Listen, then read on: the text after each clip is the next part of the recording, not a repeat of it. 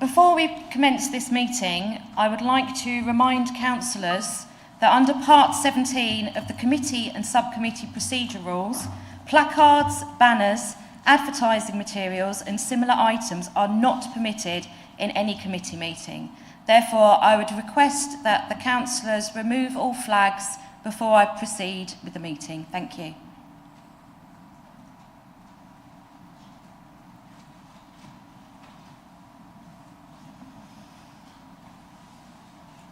Thank you, councillors. Moving on.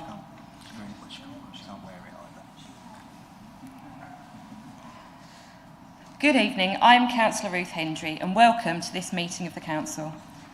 This meeting will be broadcast live to the internet and will be capable of repeated viewing.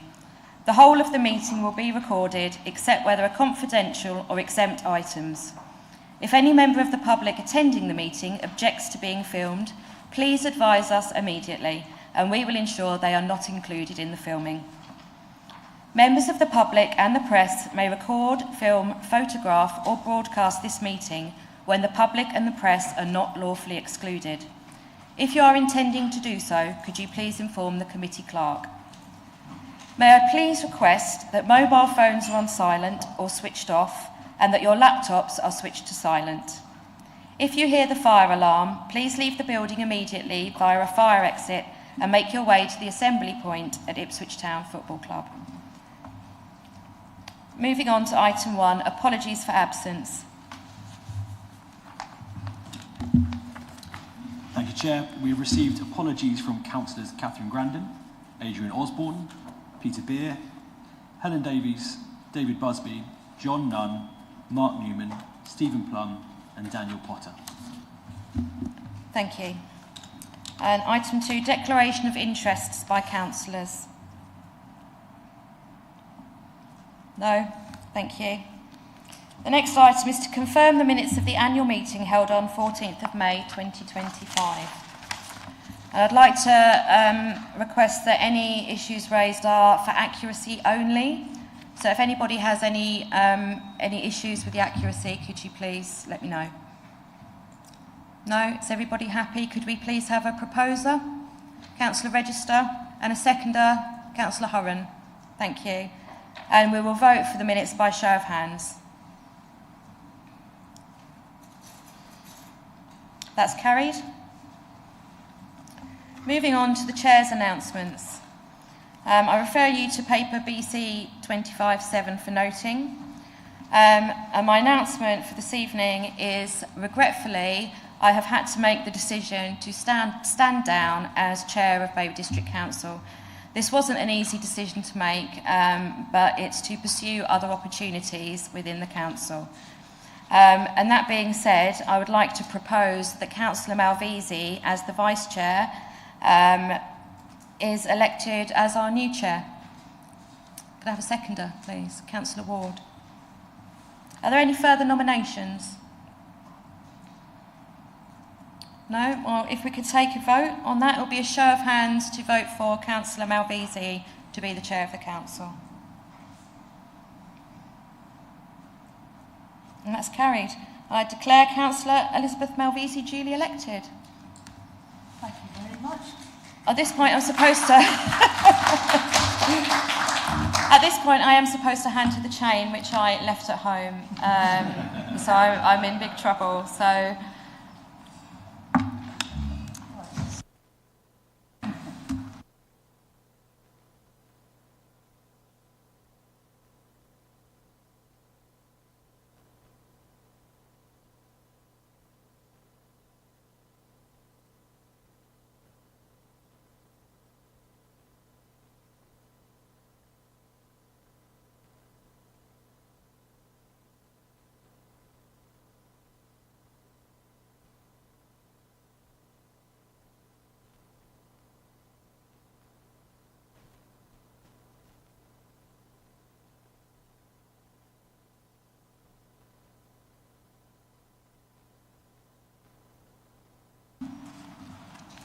I, Councillor Elizabeth Malvisi, having been duly elected to the office of Chair of Babergh District Council, declare that I take that office upon myself and will and faithfully fulfil the duties of it according to the best of my judgment and ability.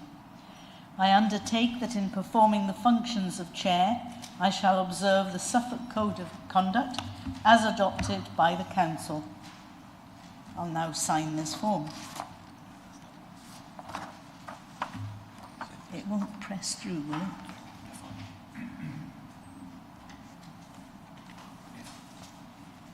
You? Okay. Thank you. Just bear with me while I replug myself in.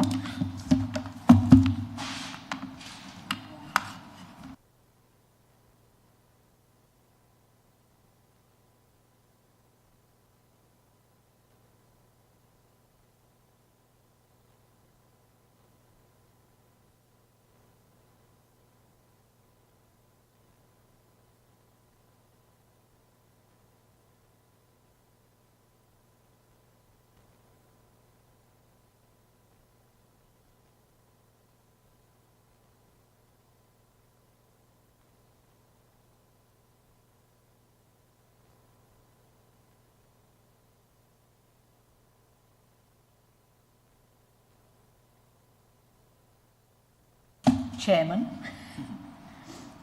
I now invite nominations for my replacement. Councillor Wyman.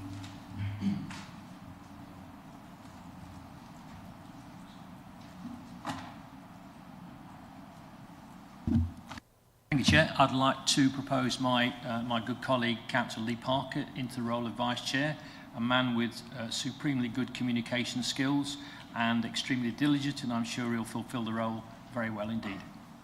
Thank you. Do I have a seconder? Councillor Ward. Any other nominations? Can we have a vote? I think that's unanimous. Yeah.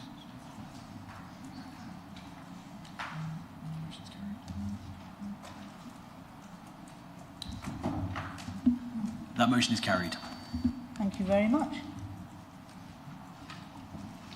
Councillor Parker. Welcome.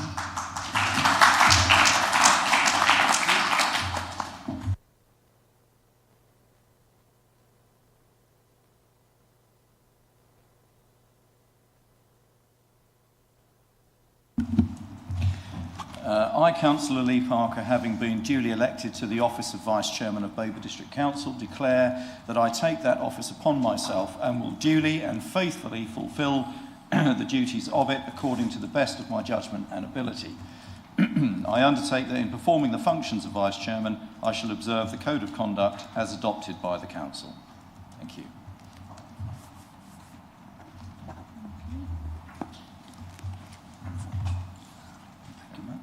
Thank you.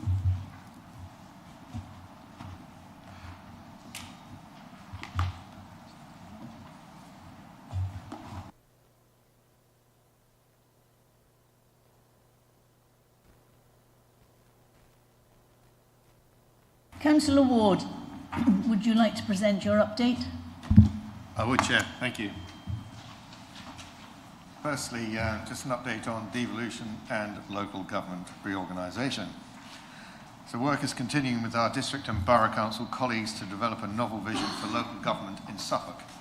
As members know, we have been working together on ambitious plans to transform public services with either 2 or 3 unitary authorities spanning the county.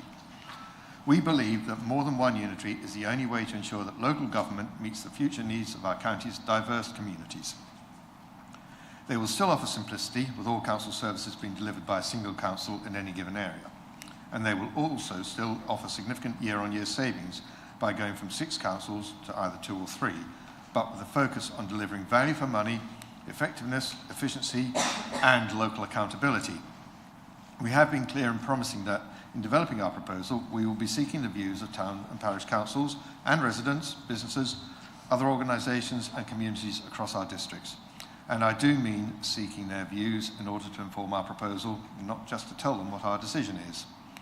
Engagement and consultation with our communities and residents is continuing with events and a survey. Our survey was launched 6 weeks ago and will remain open for a few more weeks. so there is still some time left for people to give us their views as we develop the proposal. We are listening. Details of the survey are available on our website, and I hope members encourage their communities to take part. I have personally now been to several events that we're holding in our towns and major parishes, and to one Suffolk County Council event held in my own village. I've also spoken on the subject at parish council meetings in my ward. What is becoming clear is that no one likes the idea of one council for the whole of the county, and this is consistent across the disparate communities in Babergh. Great Cornard, Hadley, Cable St Mary, Pinewood, Polstead, Higham and others. They all say the same thing. One council simply wouldn't provide the local connection that they consider essential for effective service provision. We have received over 1,300 responses to our survey so far, and the feedback is pretty much the same. It is clear that our call for councils that are big enough to deliver, local enough to care, is resonating with the public. Just an update on our local listed building consent orders. I'd also like to remind councillors that our consultation over introducing a local listed building consent order is open until July the 16th. This innovative move will help thousands of listed building owners find it easier to make their windows more efficient. As councillors know, we have many listed buildings in our district. They are part of our rich cultural heritage, contributing significantly to the charm and beauty of where we live. But they often suffer from poor energy performance due to factors such as poorly fitting windows and single glazing.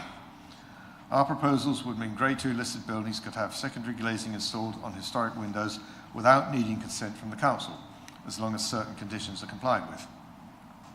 It could be a game changer for many people, but we want to get this right, so please encourage people to provide feedback.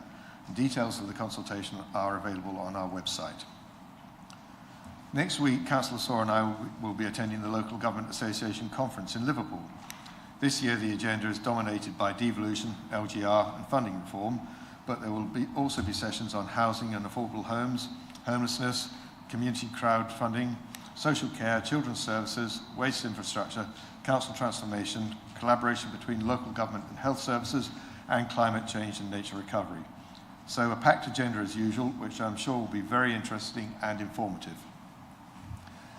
And lastly, following Councillor Carter's resignation from the Cabinet, I'm now in a position today to replace her with a new housing portfolio holder. And so I'm pleased to be able to appoint Councillor Hendry to take up this very important and high-profile position. Councillor Hendry has been shadowing Councillor Carter for the past 2 years and is very well qualified to step into the role and hit the ground running. I'm sure she'll do an excellent job ensuring that we continue to make progress with maintenance, repairs and improving the energy efficiency of our housing stock. Thank you, Chair. You're welcome. I think congratulations to... Congratulations to the Cabinet, and come and sit on the front bench.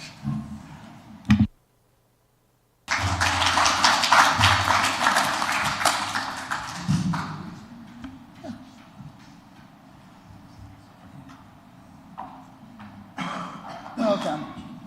Now moving on with the agenda, item 5, petitions. None received, Chair. Thank you. 6, questions by the public. Also none received, Chair. 7, questions by councillors. None received.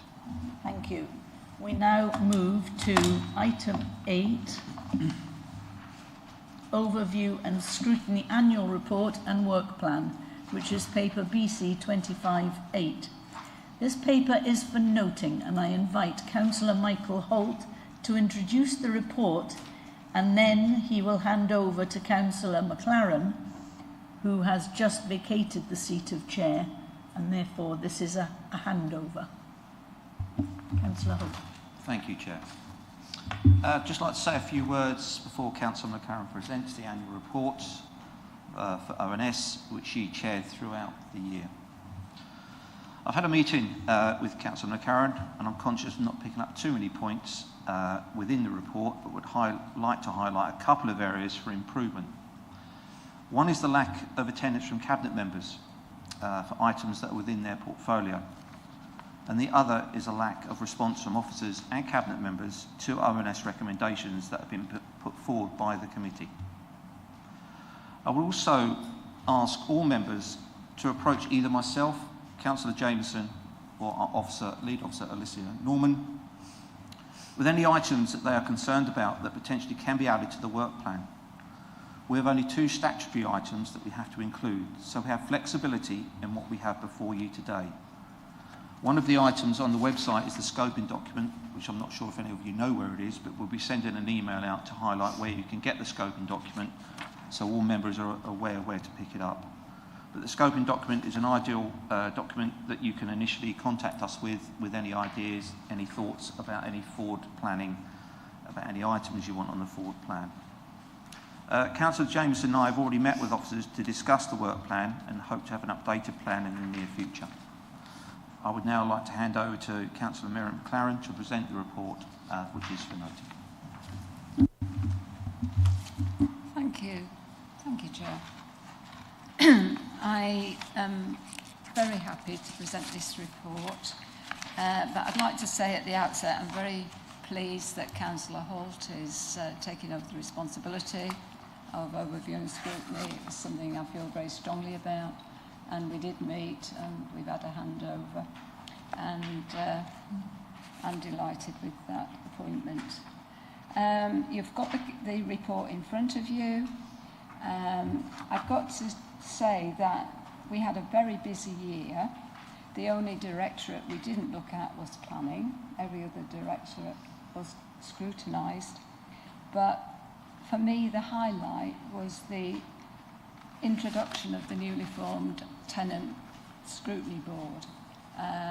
We've now had them twice to overview and scrutiny, and I think it's been a great benefit to our tenants, and that's important, and the tenants feel now they've got a voice.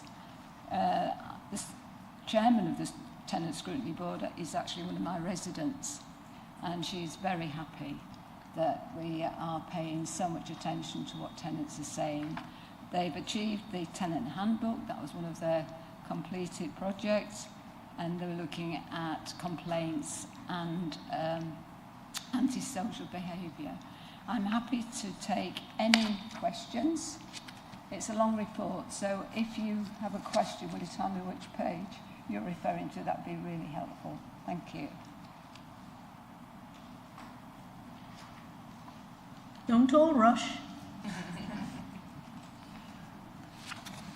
Councillor Riley.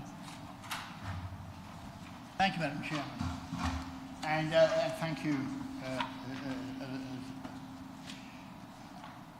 It's recently come to my notice that as a council we have not rolled out the DEFRA plans for tree planting throughout the district. And I know, that through ONS we pay a great deal of time and attention to what was and what was not happening with our climate change activities.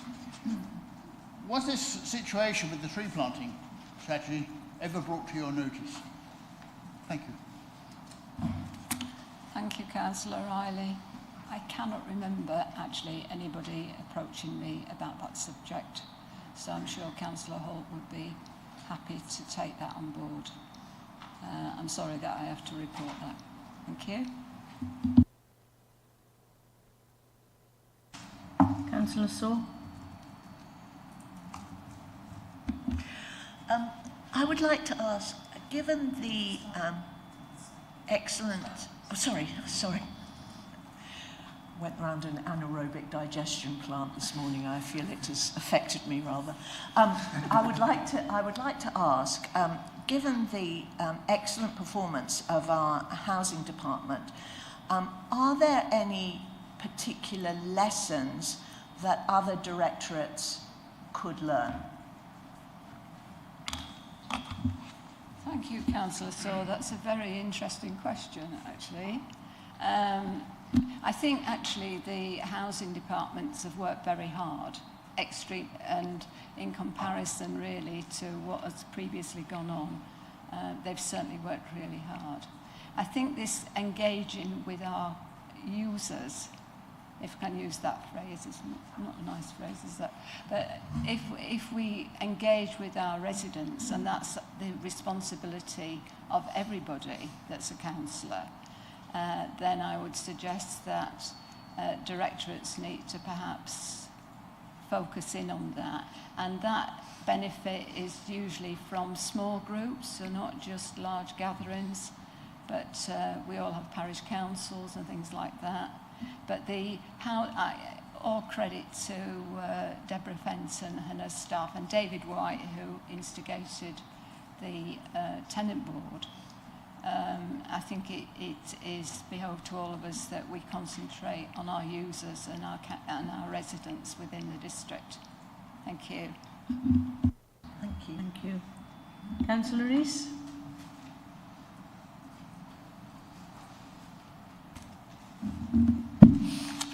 Thank you, Madam Chairman. Sorry, this is just a point of clarification, please, Councillor McLaren. On page 33, members asked questions concerning, including the increase in employee insurance costs. Is that the recent national insurance costs? Or something else entirely? Sorry, just wondering what those are. Can I ask from Alicia? Thank you. Can you help me with that? Thank you, Councillor McLaren. I don't have the answer to that question to hand right now, but I can go back through the minutes for you and find out what that referred to. Thank you. Councillor Wyman? Thank you, Chair. Councillor Rees, I think the increase in employment costs is associated with the increased insurance costs of employees' liability for the council, and from memory it was an upshift of 35%.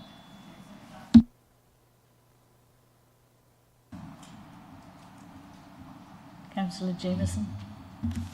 Thank you, Chair.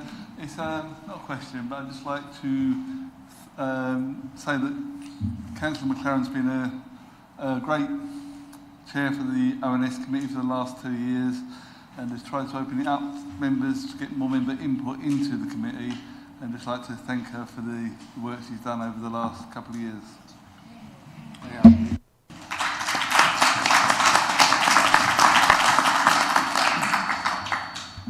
Chair, can I just say thank you, Councillor Jameson, and thank you very much, everybody. We can move on. Thank you very much, councillors. Moving on now to Joint Audit and Standards Committee Annual Report, which is paper BC 25-9, and it is for noting again. So I invite Councillor Bryn Hurren to introduce the report and answer any questions you may have.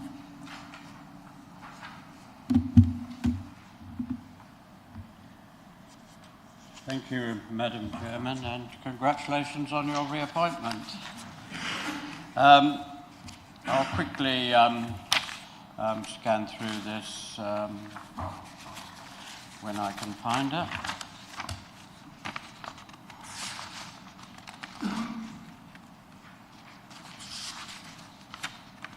Yep, here we go. I'm pleased to present this year's annual report, March 24 to March 25. The committee is accountable to the Council and welcomes scrutiny of its effectiveness in fulfilling its terms of reference and its impact on the improvement of government, governance, risk and control within the councils. This report covers the work of the Joint Audit and Standards Committee during the period April 24 to March 25. The committee obviously plays a key role in providing the Council with assurance in respect of the adequacy and the effectiveness of the Council's system of risk management, financial and internal controls and governance.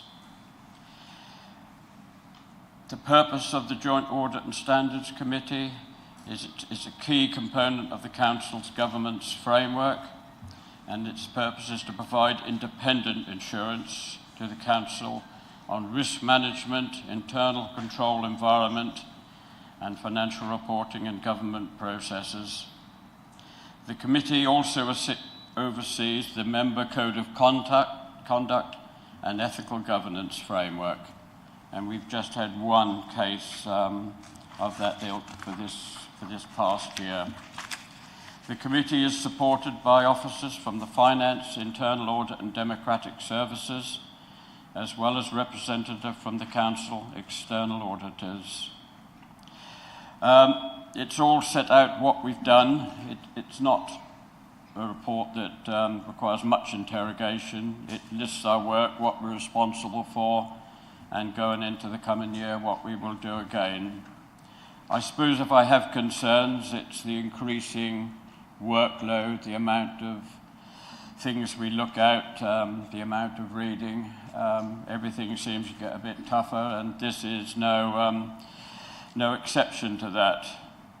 My co-chair, John Matheson from Mid-Suffolk, who's been doing it for 2 years, has gone almost completely bald and white-haired in his time of doing it. But I'm still standing with a reasonable head of hair, and since my knee replacement, I'm getting quite nimble again. So up for the scrap. Well, we've had one meeting, but we meet again early Monday morning coming. And once again, the workload is quite extensive, but we are up for the job. I'm getting more used to it now, and I probably, apart from the officers, I feel I've got a good team of councillors behind me as well. We've got some people probably far more expert than me. I'm a furniture maker, but I deal with my own money and probably getting better at dealing with yours as well and looking at it. So there is good hope. Just to say thank you to Bethany, our clerk, who's coming on brilliantly, and a great credit to the council, and a good person for me to go to. And also the team from the council, Melissa, John Snell, who handles most of this. Like me, he doesn't find it doer, he's just brilliant at it, and so we're in a safe pair of hands. And also Peter Rendell, who's just joined us as leader from the council. So, yep, the work has been quite extensive, but it will go on into the new year and hopefully safe in our hands. So it is for noting, and I'm happy to propose that it's noted and ask for a seconder if I need one. And on we go. Thank you. Councillor McLaren, you're seconded. Very much. Any questions? No? Councillor Riley. Never say none, Madam Chairman. Thank you. Thank you, Bryn. Very interesting report, and a lot of hard work being done there. First question is, it's an easy one actually. Bottom of page 56, what is the TIAA? In third bullet point from the bottom. Yes, thank you, Councillor Riley. Because we don't have probably enough team working for the council, enough bodies, shall I say, to do all the work, we do buy in a bit of work, and they are the independent auditors who we buy time from. We set them to look at specialist things, and we probably could do with 3/4 of a person in the council team, but that's a quick way of doing it. They are very good. We've looked at one of their projects and they are effective, and we consider they're good value for money. I can't for the life remember what TIAA stands for, but that is who they are, and we do rely on them as well as the council team. Okay. Councillor Riley. Thank you. Next question is, I see that we still practice under the RIPER policy. Do we have any RIPER investigations run this year?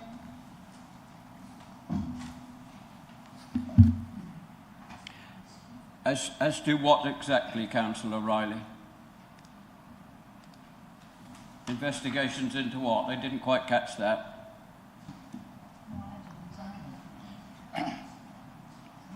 Right. We're here. Were there any RIPER activities this year? No, not as far as I know. Right. Would you expect to know if they were happening? Yes, I would think so. I would, yes. No. Okay. Fair enough. That's okay. Councillor Riley. I hate to say this. This might be my last question this evening. Are you happy?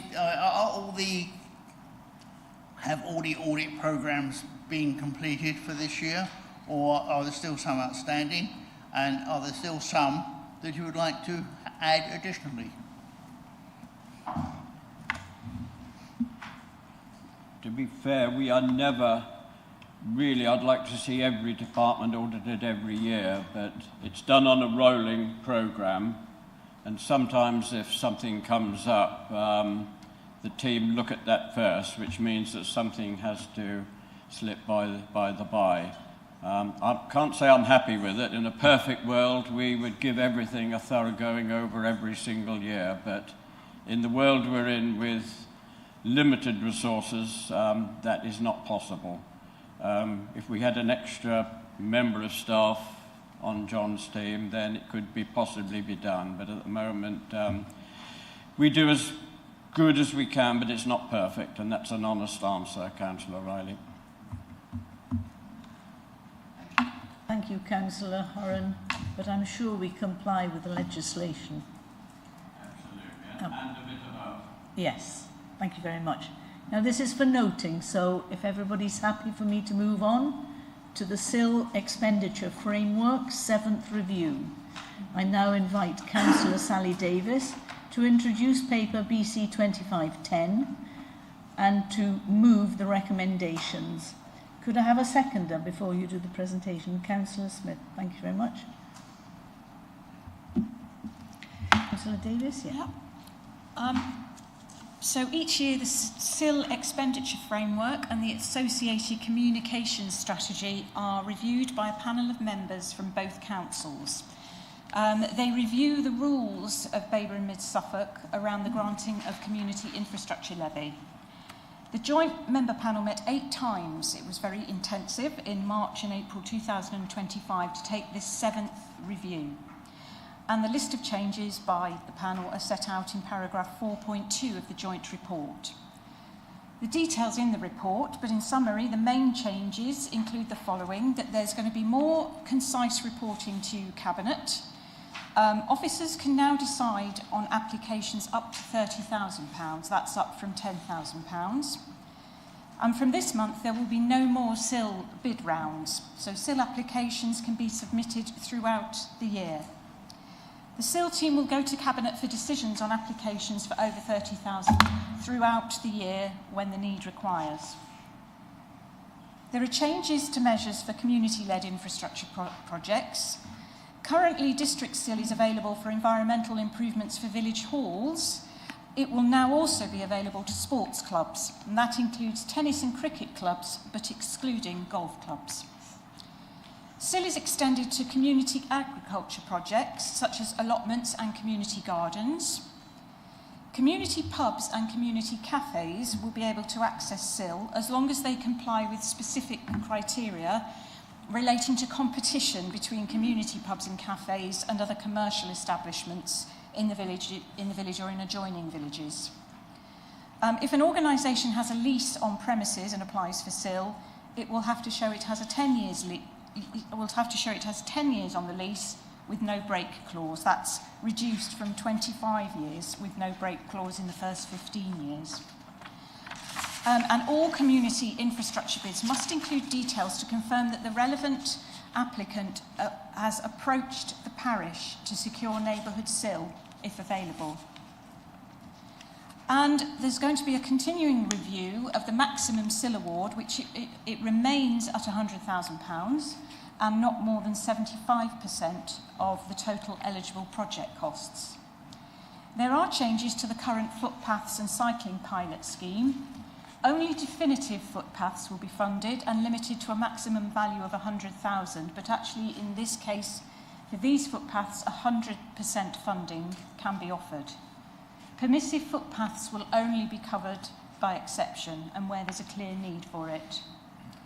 And there's going to be a review of the work of the communities team who have been working to encourage spending of neighbourhood SIL because some parishes aren't spending it.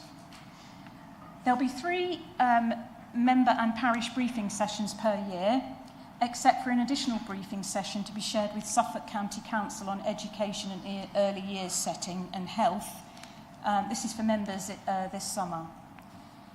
Finally, the review addressed the financial requests from infrastructure advisors, Suffolk County Council and other providers, for education, health and wealth and waste, for example. In the review, we have decided that the securing of Section 106 alongside SIL is absolutely essential for large pieces of infrastructure. Section 106 should be secured for new waste facilities and new doctors' surgeries, rather than coming for SIL for the expansion or improvement of existing sites. And in addition, we're in the middle of a consultation on revised SIL rates charged on development. These were agreed by full council in March 2025 and we're still consulting on it. So the joint member panel suggests that the SIL expenditure framework is reviewed again and the joint member panel be retained to work to inform any changes. I'd like to thank all the councillors from both districts who spent many hours on an intensive schedule consulting on and discussing this review. From Babergh, they were Councillor Clover, Councillor Owen, Councillor Parker, Councillor Jameson, Councillor Smith, Councillor McCaw and myself. With the valuable support of the SIL team, including Christine Thurlow and Debbie Osak, these review sessions were civilised, constructive and well informed. And I hope therefore you will accept the recommendations and improve the amendments to the SIL expenditure framework and communication strategy June 2025 and agree that the joint member panel is retained to carry out the 8th review. Thank you. To question.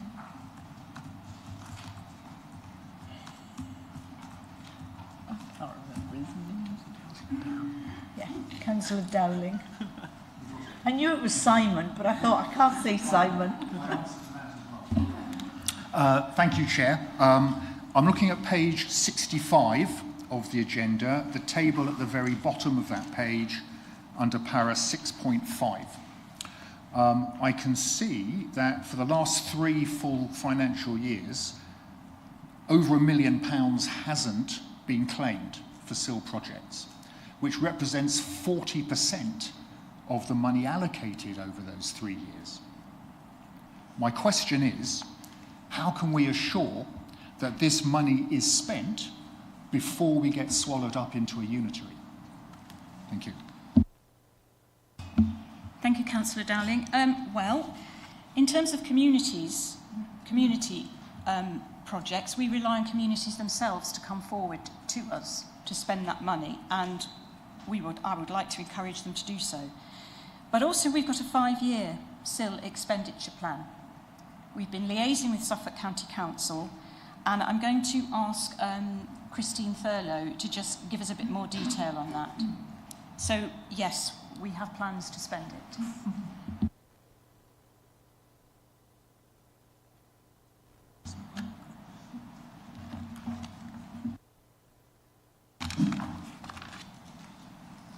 Thank you. I'm not going to comment on how fast we're going to spend the money, say in relation to an LGR deadline, but the important thing is that we spend the SIL money on infrastructure that is needed to support housing growth. That is really important. That is a strategic need. We do have no shortage of SIL bids coming forward. We meet regularly with our infrastructure providers, including the county and health. We are refreshing our infrastructure delivery plan, and we are revisiting all of the projects, both in our infrastructure delivery plan and those in our infrastructure funding statement. So there's plenty of opportunity for those monies to be spent, and we do continue to work hard with our infrastructure providers to drive forward infrastructure delivery, including our own projects.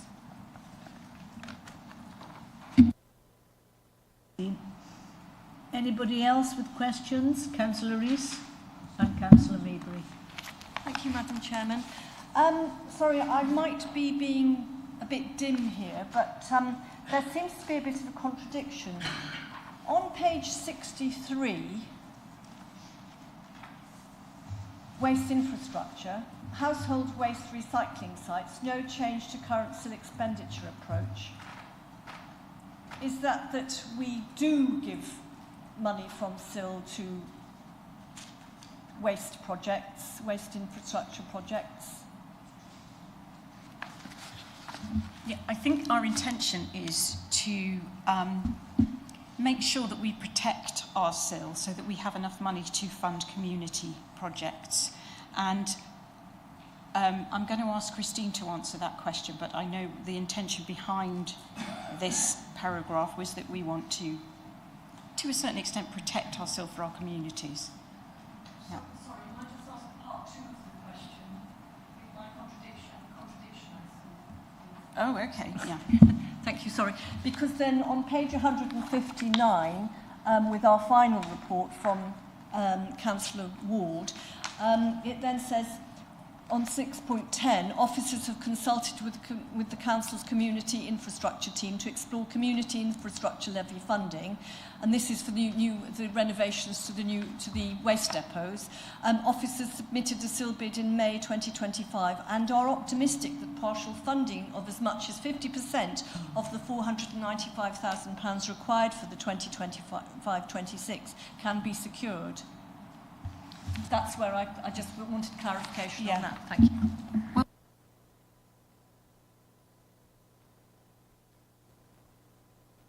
Sorry, I turned my mic off. Well spotted, Councillor Rees. I didn't see that, yeah. Thank you. So the changes that we talked about during the joint member panel sessions were about the prospect of new household waste recycling centres which might come along, which are 7 to 8 million. It's a huge amount of money and SIL cannot afford to pay for everything. So what we did was said that we need to seek Section 106, perhaps even alongside SIL for some of the bigger projects. But it is still our intention to look at waste proposals as they come forward. We have 3 bids for household waste recycling centres at the moment from Suffolk County Council, of which 2 are for Mid-Suffolk and 1 is for Babergh. And then we have some projects for our own waste transformation work, and we are working on those bids. So we have more waste projects than we've ever had before in front of us at the moment, and we're taking those forward. Councillor Maybury, before I come to you, I'm going to ask Councillor Ward to respond because he's been waiting to interject. Yeah, I just wanted to clarify, the depot transformation is for the SIL application there is for funding our own depots, which are not just for waste purposes. They are public realm depots for all of our vehicles and other equipment. The household waste recycling centre is, these are the Suffolk run centres where the public can take waste of all sorts to be recycled in various large bins, which I'm sure you're familiar with. So these are different facilities run by different organisations. Councillor Maybury?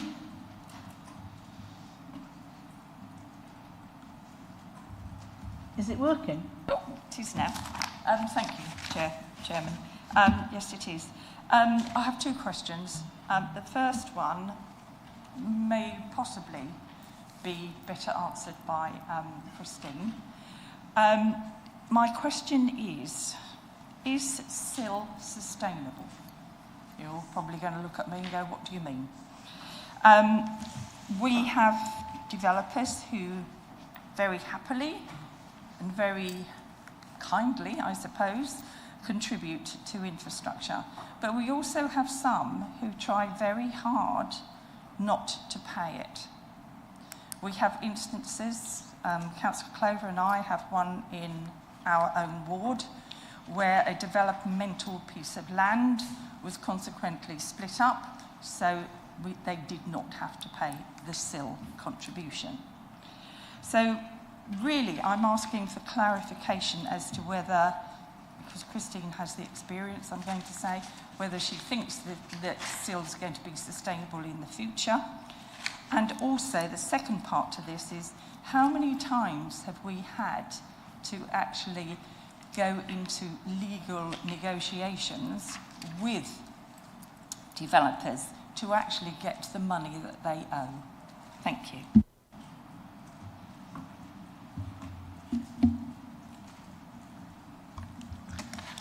Thank you. So, you asked if SIL is sustainable. One of the things we're doing with SIL at the moment, as you're aware, is that we have revised our SIL rates. We're out to consultation. There is a process which will involve the increase of the monies that we collect, which will help to address rising infrastructure costs. So that's one thing that we're doing. In terms of debt recovery goes on a daily basis. You might be interested to know that across both councils, and I'm sorry if I haven't got the exact figures for Babergh here, but in the last 4 years we've collected 8.9 million through our team on informal debt recovery.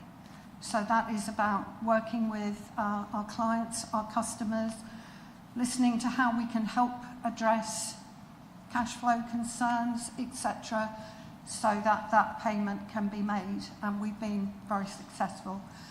There are some cases, and some of you will know where they are in your wards, because we do contact ward members and we speak to parishes about where monies haven't yet been collected, and we work with our legal team, meeting with them every month. We update our documents. Where we get payment, then those get deleted from the system. Where we find that people have gone silent with us and are not prepared to talk anymore, that is normally the trigger for approaching our legal team and going to court. And we tend to view that as a last resort. So we're active on all fronts regarding debt recovery. Go back. Thank you. That is really full and more information than I hoped for. But have we got any idea how many different developers, I'm not asking you to name them, but how many? You know, is it 5? Is it 10? Or is that something that you can come back to me with, please? Then I have another question. Thank you.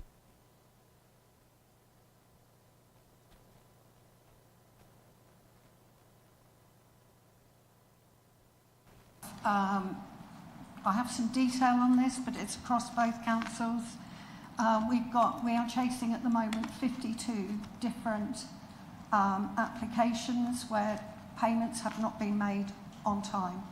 I won't comment on individual cases because I don't think that's appropriate, but you'll understand, as I've given you the headline figures, in 4 years we've collected 8.9 million, so we've had far more cases than 52, and every day that number changes. We get some which are added and we get some that are settled. Thank you. That is really helpful, but that's still quite worrying that 52, full stop.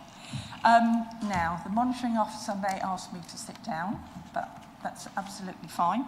I am declaring that I have a degree in theology, that's no secret to anyone, and I have an interest in churches and religion, and I have a declaration for churches. So can I continue, because it's a question on churches? Okay, right, thank you very much.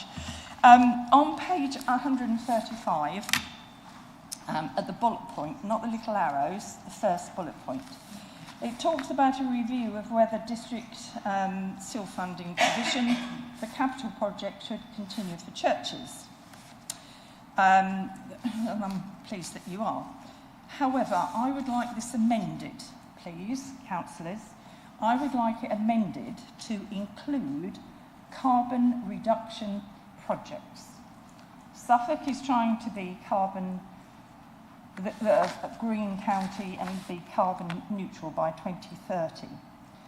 And there are instances where churches are trying desperately hard to reduce their overall costs and usage for carbon, heating, fuel, whatever you'd like to call it. but the costs are high. Now, because they're really big buildings, I'm sure everyone, and I'm assuming everyone has, if not put your hand up, been into a church and you know how big and vast they are. They use an awful lot of fuel for heating, for lighting, etc., etc.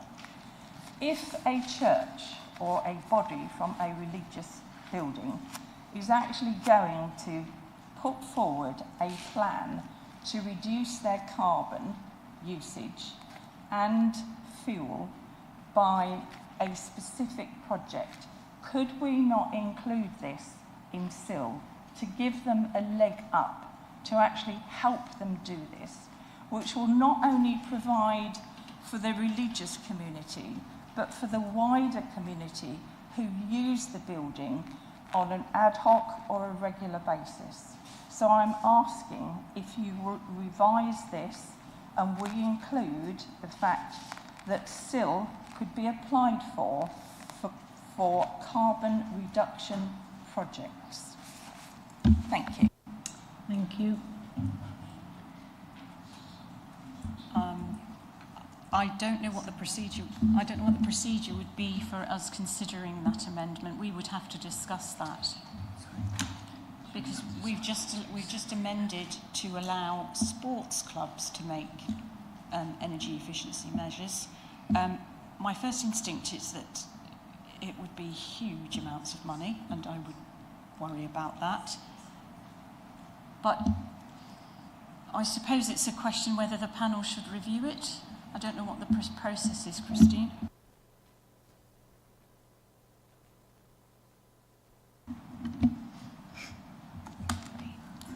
Thank you. For the 7th review, we had 14 members on the panel. We debated things back and forth. This is something that we could put forward for the 8th review, and we have signalled that that review would start in winter 2025 and be ready for determination in 2026. But we are alive to church proposals coming forward, and we are looking at how we can make any bids that we've got more green, and we will look at that as well. So, right, I'm coming back again. Another question? No, I'm going to ask whether that could be a formal amendment through council. Thank you. No, I mean, it would have to go to the review next year, which you're welcome to, yes, because we review it every year. The other thing is I'd say that councillors are welcome to feed into the SIL review. If there's something they feel should be covered by SIL and isn't, please, contact Christine so that it can go into the review. Thank you. Thank you. Can I just say that this is a joint report? So the report that you have to consider today is something that's been worked on by both councils. So, I think testing it through the joint panel members would be a good idea, and it would be very helpful if the same scheme was adopted for both councils. Thank you. Councillor Riley, you have a question, and then to Councillor Parker. Or Councillor Saw. You're hiding, I can't see you there. Sorry. Sorry, who's chairman? Who's in charge? Before you start, Councillor Babergh is within her rights to ask for an amendment. We need the wording of that amendment to put it to council so that they can vote on it. Yeah. In the meantime, we'll carry on with the questions. Okay? So, Councillor Riley. Well, thank you, Madam Chairman. In fact, I was not going to ask any questions. I was merely treating this amendment as a formal matter of procedure. It's a proposal that we amend this motion. It's a proposal that we consider church activities where they support our own intentions, and I merely wanted to support the second amendment and reserve my ability to speak on the subject later on after Councillor Maybury. So, formally, I support this motion and I second it.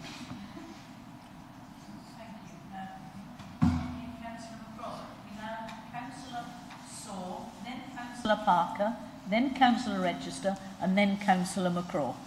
Okay? And Councillor Holt. We are still at questions. Yeah, perhaps just be clear.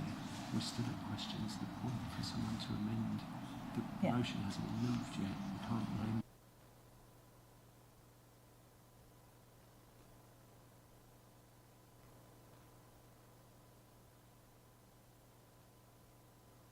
Question stage. We haven't debated to move the motion, which is when the amendment can come in. If I've got my standing orders right. Councillor Saw. Thank you, Madam Chair. I'm afraid I'm going to take us away from this for a moment, but I'm sure we're coming back to it.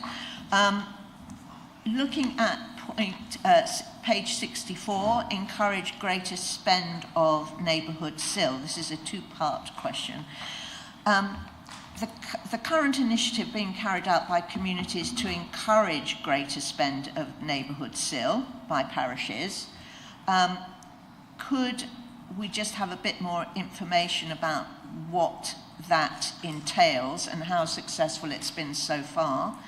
And the second part of my question is, could the Cabinet member confirm that neighbourhood SIL can be used by parishes for the continuation of neighbourhood plans, given that the government has removed all funding for neighbourhood plans in the spending review, leaving many communities mid-plan and unprotected? Thank you. Yes, I can confirm that neighbourhood SIL can be used to fund neighbourhood plans. What was the other question? The current initiative being carried out. Oh yes, I know, it's the communities team are carrying out this initiative. I don't know if you've got any details on how they're doing, Christine. Thank you. At the moment, we are collecting information from our parishes about their spend for the last year, but the figure that we are aware of before that piece of work was that there was over 8.2 million out there unspent. Now that figure will be less now because we've had a whole year of spend from our parishes. Very kindly, the communities team have stepped forward with their locality officers to start a conversation with parishes about how are you getting on with your neighbourhood SIL, what support, guidance, help do you need, and also they have a huge wealth of information about where other funding as well as district SIL might be able to be gained in order to put forward to larger or smaller schemes. We are due to meet shortly to actually undertake or hear how they have been getting on, so I cannot give you any information on that, but there has been a lot of activity which is very encouraging, and the Cabinet member has said that clearly neighbourhood SIL can be used for neighbourhood plans.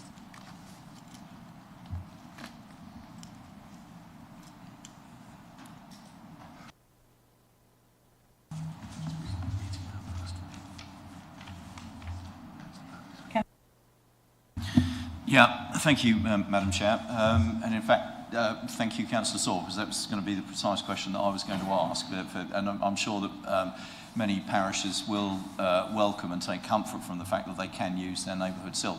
But can I take that one step further? Because a couple of clerks in my ward have already reported that part of the neighbourhood planning process will in future require an environmental impact assessment, etc. And they can be extremely costly, and in many cases will exceed perhaps the neighbourhood SIL that might be available to an individual parish. So Are there any barriers then for those parishes to bid into the larger infrastructure fund to fund those? And if there are any barriers, is that something that can be looked at under one of the forthcoming reviews?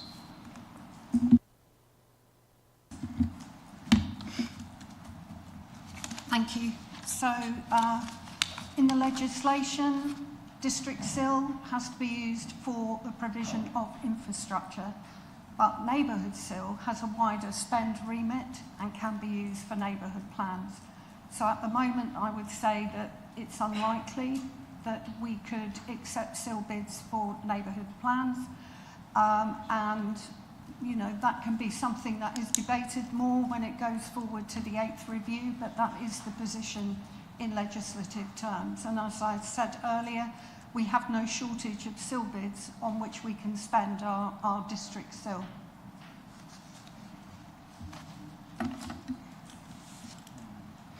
Okay, now Councillor Register, and then Councillor McCraw, and then Councillor... Councillor Maybury's proposal about using SIL for bringing churches up to some level of EPC performance that allows them to save money. There's a question. There is a question. No, listen. If you bear me out. So, two projects I've been looking at. One is St Peter's in Sudbury, where there's a consideration by the CCT of putting... Hang on. Can I just... I have a point to make. But another project... I have a question. All right. Would SIL ever fund this amount of work when it clearly runs into millions? Because one building in Sudbury was quoted 300 to 500,000 just to get it up to EPCC standards. That's a statement, not... It's not. It's a question.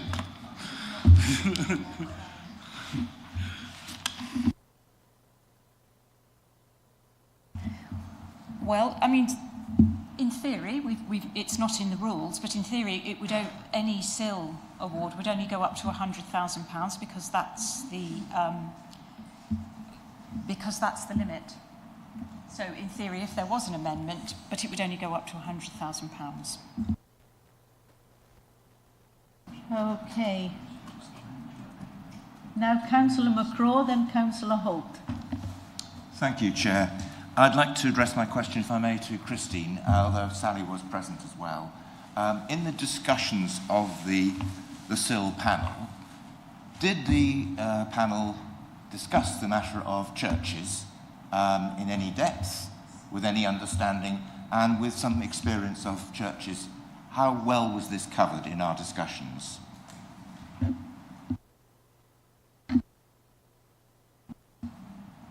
Thank you. I think churches, and whether or not we continue to fund them when they carry out community initiatives and activities, is something that has been debated in the last 3 reviews.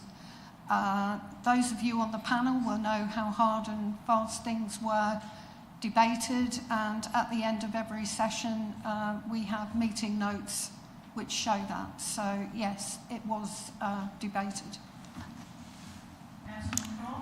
And isn't it the case that the principle has always been, because there's a historical thing about separating church and state to some extent, and that local authorities supporting religious activities can cause some issues.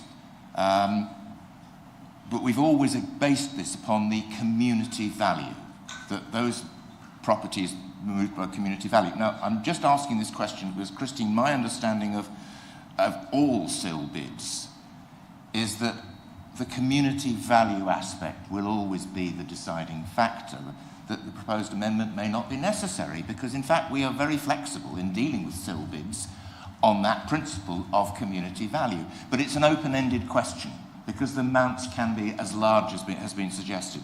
But isn't that... See, the question is I'm trying to get across is that there's a principle behind SIL and its use that it is already flexible, and that I'm just trying to suggest is it may not be necessary for an amendment to take place. For after all, a lot of members have gone through this in some detail.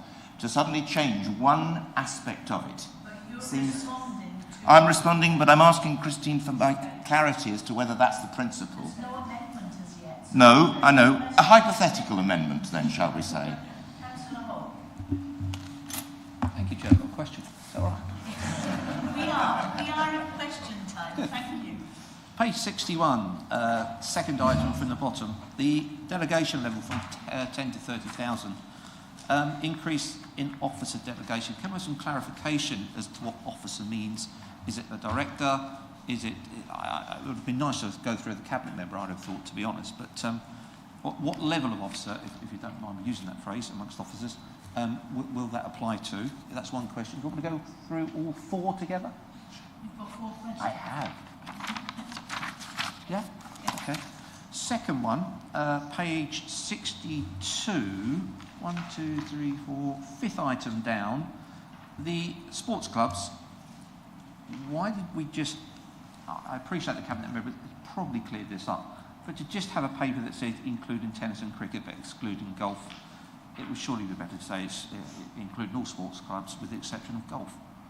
Unless there are other clubs that are going to be excluded, because I've got bowls, rowing, football, hockey, netball, you know, all the others. Just to tidy it up, I think we could, if we could say all sports clubs with the exclusion of golf. Whether that could be put in there. Page 62, 1, 2, third up from the bottom, the maximum of £100,000. Have we now had that for 2-3 years? Can anyone just answer that quickly? If not, can we not index link that? Because each year that goes by, that £100,000 actually becomes less value. So would it not be prudent to index link that so that it just creeps up every year so that the value of it is actually worth what it is? And there was one last question. I think Christine answered it earlier. Forgive me because I might have missed it. It's to do with the... Or, if you missed the third one, I'm sorry. Page 64, second item down, neighbourhood seal. We've discussed that briefly. I must say the community teams do a wonderful job. Certainly for my ward, I think the officer we've got is fantastic. And she really engages with a lot of different club societies and neighbourhoods, so that I think it's brilliant. The total amount outstanding, Christine, within that fund, did you mention it earlier? Yeah, was it 2 million? Or did I mishear it? If you could clarify the total amount outstanding that parishes have in their pots, just so we all have a good knowledge of having a look to see what they've got and perhaps encourage them to spend it. But I would like to congratulate the officers because they do a fantastic job in getting the communities engaged. Thank you. So I think there were 3 questions there, so I'll tackle them in order. So you talked about... So scheme of delegation, this is the first year that that's been increased. The recommendation is to go up to 30,000. It's been at 10,000 since 2018.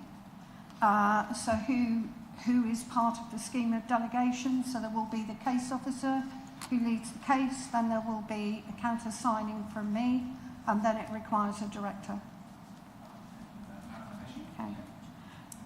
In terms of, I'm not quite sure if I understood the next question, but I think we excluded golf because golf is generally a business and we don't use district SIL for business purposes. So each year we look at things that we've done before, things that don't readily fall into our scheme and our parameters, and if we have anything that is just not quite there, then we recommend that that is something that members decide. So our SIL expenditure framework has been built up like layers of an onion. We started with very little and we've now got something fairly nuanced. In terms of the £100,000 threshold, we've left it at that for, I think this is the 3rd year running. We brought it in when infrastructure costs had risen exponentially. But there are a lot of bids that come forward which are not at the £100,000 mark. So we get small, medium, and then the larger bids, and as yet we haven't turned anybody away because they can't have more than 100,000. We've managed to make a funding strategy work with that level. So that is something that is reviewed by the member panel each year. I'm not quite sure. The last question, yes, there were 4 questions. I think I mentioned the figure of over 8 million for neighbourhood SIL, and I did qualify that by saying that we secure information from the parishes to put into our infrastructure funding statement. That's a government return, and the parishes tell us what they've spent in the last year, so we're always a little bit behind the curve with their last year's expenditure. But that work is going on at the moment, and I'm very hopeful that the figure will have come down, and the work that our communities team is doing with parishes will help that come down still further. Thank you very much. Councillor Davis, are you ready to move the substantive motion? Yes, Chair, I have nothing to add, but I'm ready to move So it, now yes. I can open the debate. And it's in the debate that Councillor Maybury can introduce her amendment. Okay, who is going to open the debate?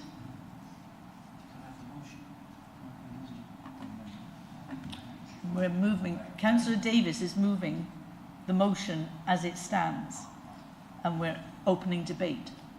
During the debate, Councillor Maybury can introduce her amendment.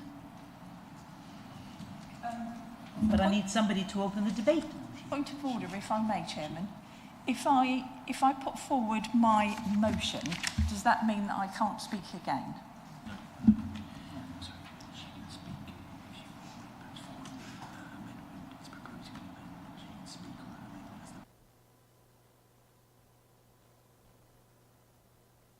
You can speak on the substantive motion, and you can also speak to promote, to move your amendment forward. Because one would presume that you will be critical of the motion as it stands, and you are presenting your argument under debate and moving the motion. Oh, good. So I have 2 bites at It the just cherry. opens a separate debate 2 then. bites at the cherry. Thank you. Right. Councillor Parker. Perhaps if it'll help things along, I think, Councillor Maybury, we're all waiting for you to lodge your amendment. Thank you very much. So, yes, I would like to put forward this amendment. I've heard other people comment. However, I think this is a particular class of SIL that we should be promoting. I look at all my colleagues across, call it the pond, the little gap here. Lots of green colleagues here who are promoting sustainable heating, lighting, carbon reduction, etc., etc. And I think that we should be promoting something such as my formal motion, which is now over there, so I can't tell you what it is. So the wording of it. Is it coming back again to me, Peter? Yes, if you could, please. I'll sit and then I'll get up again. Thank you. So the amendment as proposed is on page 22 of 62 of the specific report, where it says item number 10, or box number 10, review of continued district SIL funding for churches where capital projects are proposed. Churches can continue to apply for district SIL for carbon reduction projects, and that's the insert, or if there is strong evidence of community involvement through a statement of community involvement, which would need to be submitted and assessed with the SIL bid. So that's the amendment as proposed. Are you happy with that, Councillor Maybury, as the proposal? I prefer to read it, but... I can bring it over if you like. I prefer to read it. Of course you can. Thank you. We'll get there, don't worry.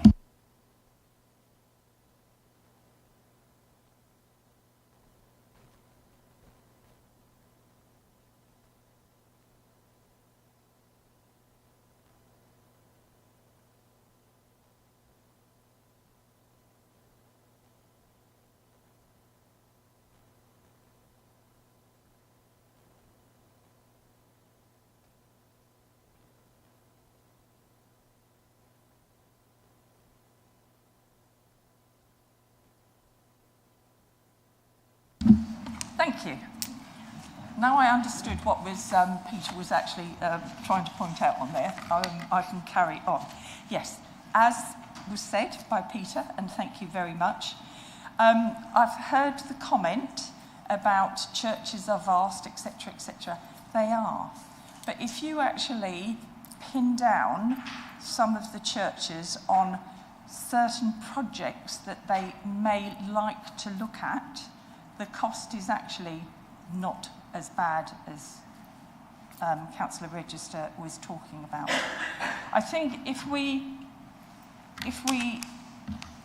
try and be as proactive as we can for all of our communities, we have to remember there are some parishes that don't actually even have a parish room of any sort, a meeting place, and they use a church. And I know people are going to say, well, there's flexibility, as Councillor McCraw said, but if we specifically point out these things, it will jog people's memory and it will help us to move that momentum forward to getting everyone to actually think about what can we do to make life better, the environment better, and to actually be sustainable in the future. Let's put it into the legacy of Babergh District Council. Thank you. Councillor Smith, did you wish to? Yeah, I need a seconder for the motion. Was that what you were proposing? No. Councillor Rees, are you seconding? Yes. Thank you very much. So I'll now go back to Councillor Smith, who raised her hand. Now we have to debate the amendment and then take a decision. Thank you, Chair. I'd like to join the debate on the amendment. Yes. I think Councillor Mabry's amendment is really commendable and I agree with it, but having been on the panel and knowing the amount of work the team do and the panel, the amount of time spent with the panel debating it, I don't think it's fair for individual councillors to put forward. We could all make amendments to the report, suggest reports, but this should really be discussed by the panel and agreed. And it needs to tally up with, it would be useful if it would tally up with Mid-Suffolk as well. All the other points are agreed by the panel. Why should this one thing be amended by one individual? If anyone can answer that, I'll be grateful. Councillor McCraw and then Councillor Rees. Now we are in debate. Yes, no, I understand that fully. I won't ask any questions then. I'm looking at the actual paragraph, review of continued district SIL funding for churches where capital projects are proposed. Would these projects not be capital projects? They would. This is an unnecessary amendment. Effectively, it's already provided for within the panel's work. I mean, it is. It's a capital project. And it also states if there's a strong enough evidence of community involvement through a statement of community involvement which is required, and we spent a lot of time debating statements of community involvement. My point is that this is absolutely entirely commendable, perfectly reasonable, but it's already covered. It would be a capital project. It does not need to specify, in fact it maybe shouldn't specify, exactly what that capital project should be. We keep the flexibility, we still have the ability to carry this out. So I honestly think the amendment is unnecessary. It's already provided for. Councillor Rees, then Councillor Riley. Thank you, Madam Chairman. In response to Councillor McCraw's assertion just now, one could say exactly the same about making provisions in the document about sports clubs being provided with money towards capital projects for insulation and energy and CO2 reduction. Secondly, the main thing is that we're trying to promote and encourage people to, wherever possible, think about green and environmental issues. And as my colleague Margaret Maybury said, this is a way of just jogging people into thinking, yes, there's an idea, we could follow it up. And so it may be, strictly speaking, unnecessary to include an amendment, but it might be very good. And the other thing that Councillor McCraw said about, no, it wasn't Councillor McCraw, it was Councillor Smith saying about one individual making amendments and when things have gone before the panel. The number of times that things come into council here that have been discussed and then we're just asked to rubber stamp them when other people have discussed them. But it isn't one individual making it, it's full council. That's why we're here debating it. So your Councillor Smith's point there was just inaccurate as well. Okay, thank you. Thank you. Councillor Riley, then Councillor Register. Did I see your hand go up to debate? So we'll go to Councillor Riley first, then to you. Thank you, Madam Chairman. Well, it's my pleasure to be on the side of the Angles as regards this amendment is concerned. If it was unnecessary, it would not have been put forward or approved to be put forward by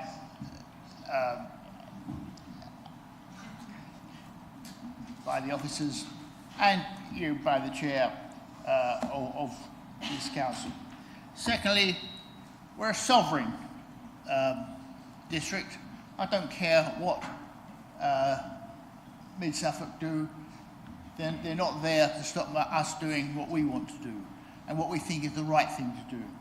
Now, I'm not a great fan of our green departments, as you probably know, but we have till the end of 2030 to achieve zero tolerance for carbon.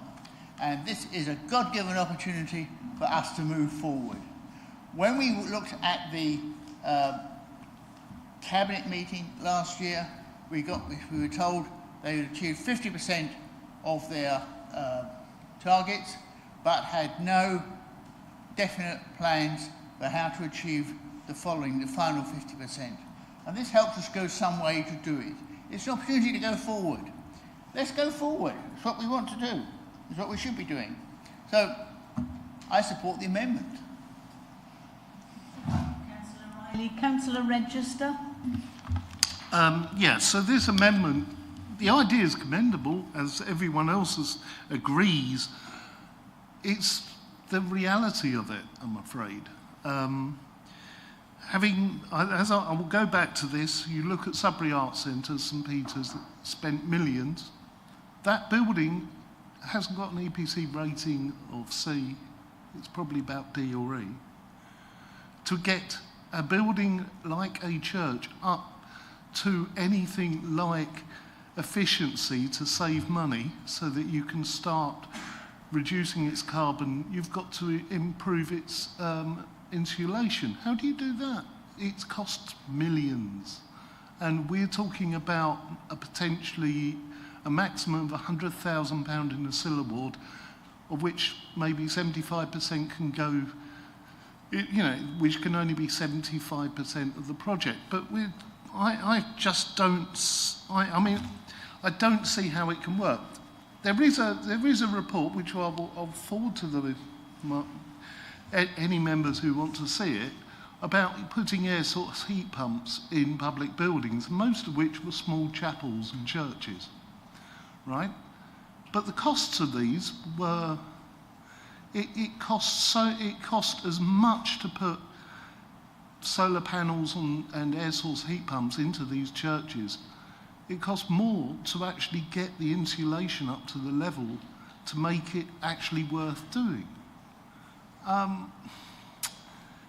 Basically, we need the CCT are looking at Sudbury Arts Centre and putting PV on there, and they're going to help fund that.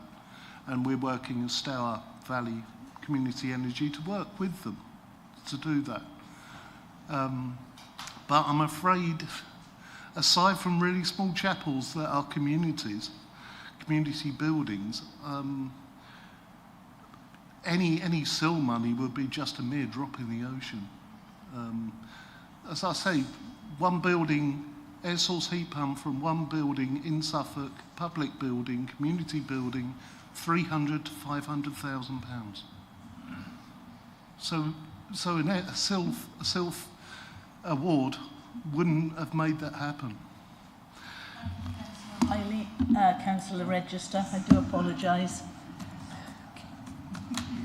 Is there anybody? Oh, Councillor Parker wishes to say something, and then Councillor Holt. Yeah, well, thank you, Chair. I just kind of think, I get the impression that we are trying to fix something here that isn't broken. With the best will in the world, Councillor Maybury, I think the points that you're raising are perfectly valid. But actually, it's our job as members to promote that amongst our communities and to make sure that our communities are aware of the facilities. The mechanism is already there. It's tried, it's tested, it's cross-party, it's apolitical, and it's been working very well for a long time. With the best will in the world, I think it's something that we can achieve and we can realise without this amendment, and I think we just need to move on, Council. Thank you. Thank you, Councillor Parker. Now Councillor Holt, and then Councillor Hurren. Is it possible to ask a point of clarity from Christine? Christine, Councillor McCraw mentioned about the capital project side of SIL. Could you clarify whether Councillor Maybury's amendment would come under that capital project and any application could be dealt with under that part of the SIL scheme?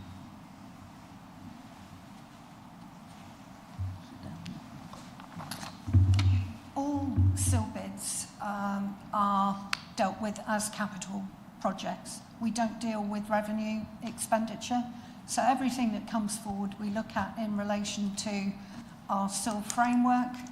We've had an increasing number of church proposals come forward, some that have already been approved across the two districts where you have the village hall at maximum capacity, and the church has proved a very positive way forward as an adjunct to the community space. So I do believe that we're looking at heating and lighting proposals. We've had one at Rattleston. I know that's not Babergh, but we have got some Babergh projects coming forward on that basis. I do think that the way the framework is written, it's probably wide enough to pick that up, but all church proposals are subject to that £100,000 limitation. So there is a limit to how far we can go to address issues like that, but we are aware of climate change and how we can be effective in that area. You asked for a point of clarification, and now you are entering into debate. Yeah. Just one thing, from what I've heard, the Constitution allows us to change whatever we want here. So the working groups report to us, and we're quite within our rights as an authority, as a full council, to do the amendments to whatever we want. So I just want to make that point. All members of the group are present, I believe. So they're all here. So if there was an amendment to be made, all those members are here to voice their opinions. And as my colleague said, we are a sovereign council. We don't really have to make decisions based on whether Mid Suffolk would align or not. So I think we're here to make decisions for the best of our residents. An application to fund the project is a maximum of 75% or £100,000. And obviously, what Councillor Ranger said, there could be many, many more times that. But it's about match funding. It's about getting the money. That's the whole opportunity that SIL operates, is to match fund. And it doesn't have to solely pay for a project. So I think we need to be careful how we weigh up when we discuss SIL. That's really all I want to say. I did want to make those points. Thank you.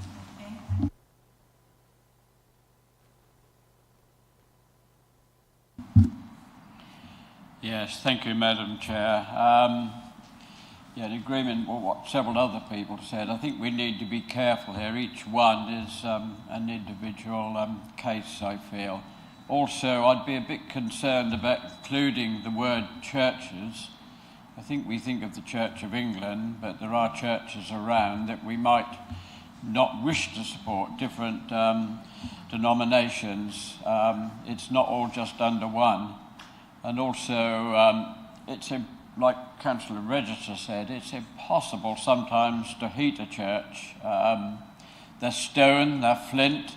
Sometimes there's gaps in them. I worked in one within my ward recently where myself and my colleague, we could carry out a conversation from inside to out through the walls. You just end up heating the sky. It's a bit of a dream world. Please be careful. It does seem to be covered for as it is, and I suggest we carry on just like that. Once you start including a whole realm of things, yeah, I think the box is open and probably might be a bit uncomfortable with that. Thank you. I won't be supporting the motion or the amendment.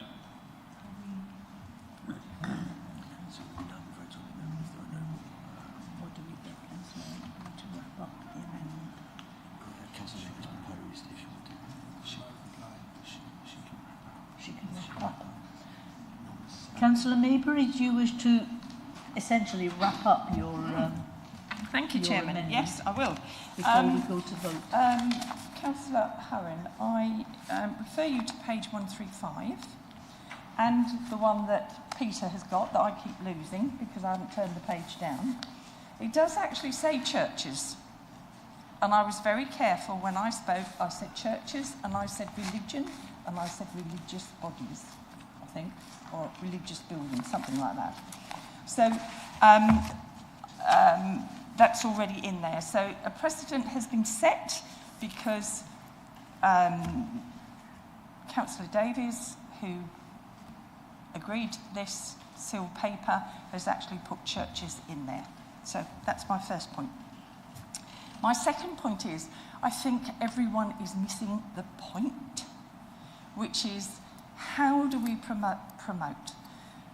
Councillor Parker has said councillors should be promoting SIL themselves. Yes, we do. However, we need to be more proactive. It's no good being reactive. That's too late. We need to be proactive. And to use the metaphor from religion, tell me off later, you need to be at the alpha and not at the omega. You need to be at the beginning, not at the end. So please, forget about the size of a building. Think about other carbon reducing projects that churches, religious buildings can do. Think about how we need to promote. Think about your own political stance on these things. As it's already been said by Councillor Holt, everyone who's on that committee is here. And we are, sorry, subcommittee, okay, whatever. Whatever you said, I didn't hear you. You are here, we're a sovereign council. For goodness sake, let's just be proactive ourselves instead of waiting for Suffolk to do it, for waiting for our neighbours to do it down the road, for waiting for Braintree District Council to do it. Let's just do it. So I ask you for your support. If not, please remember, this can be seen again, and if you're not supporting carbon neutral or carbon reducing projects, then you'll need to go back to your wards and explain why. Thank you. Thank you. Councillor Davis. The Constitution allows you to close the amendment before we go to the vote. So would you like to close the amendment?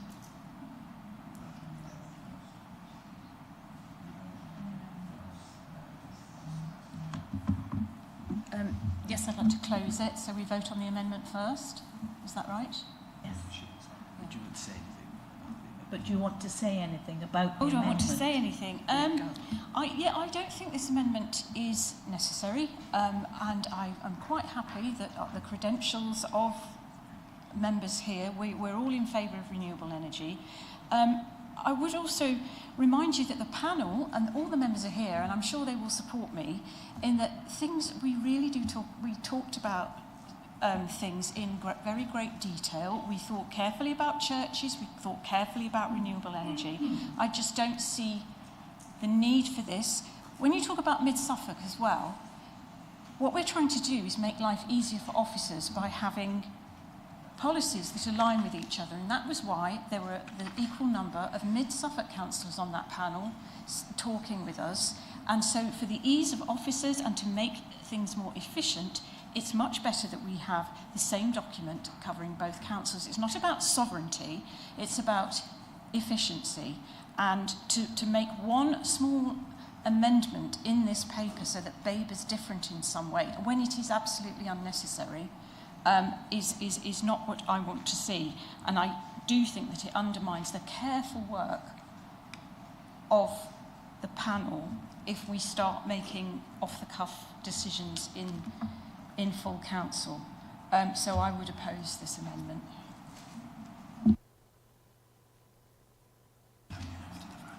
Yeah. We now move to the vote on the amendment. So are we ready? Yes. So councillors, can you go log yourselves into ModGov and vote for in respect of the amendment? Councillors, I can confirm that the vote is now live. Hopefully it's showing up on your screens. Yes, I don't have a computer because it's been mended. So it's 4. Thank you. Councillor Riley. Thank you. I vote for the amendment. Councillor Rees. I vote for the amendment. Thank you very kindly.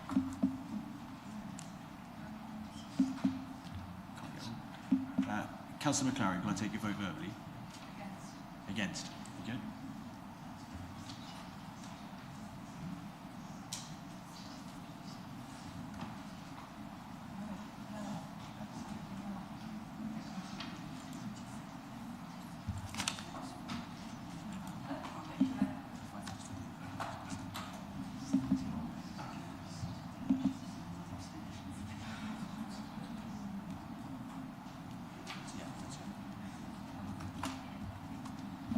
Thank you, councillors. That amounts to 5 votes for the amendment, 17 votes against the amendment, and 1 abstention. Therefore, the substantive motion stands.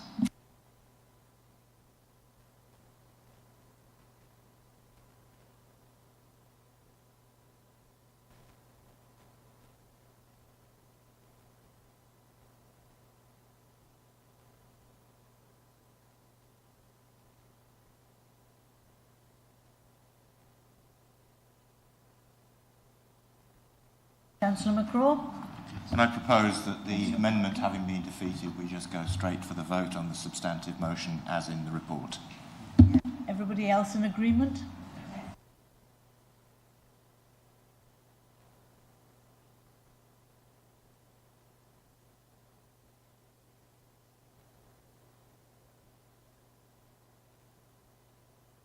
Thank you, councillors. That vote is now in progress.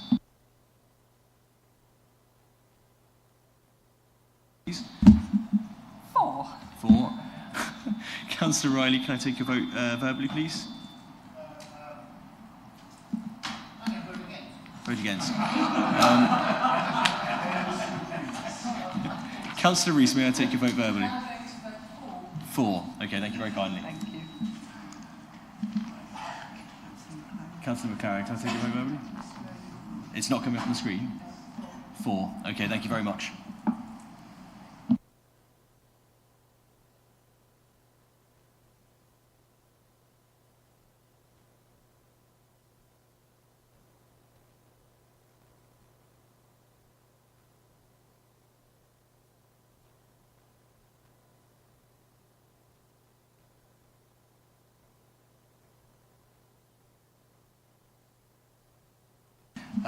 Councillors, the result of that vote is 21 votes for, 1 against. That motion is carried.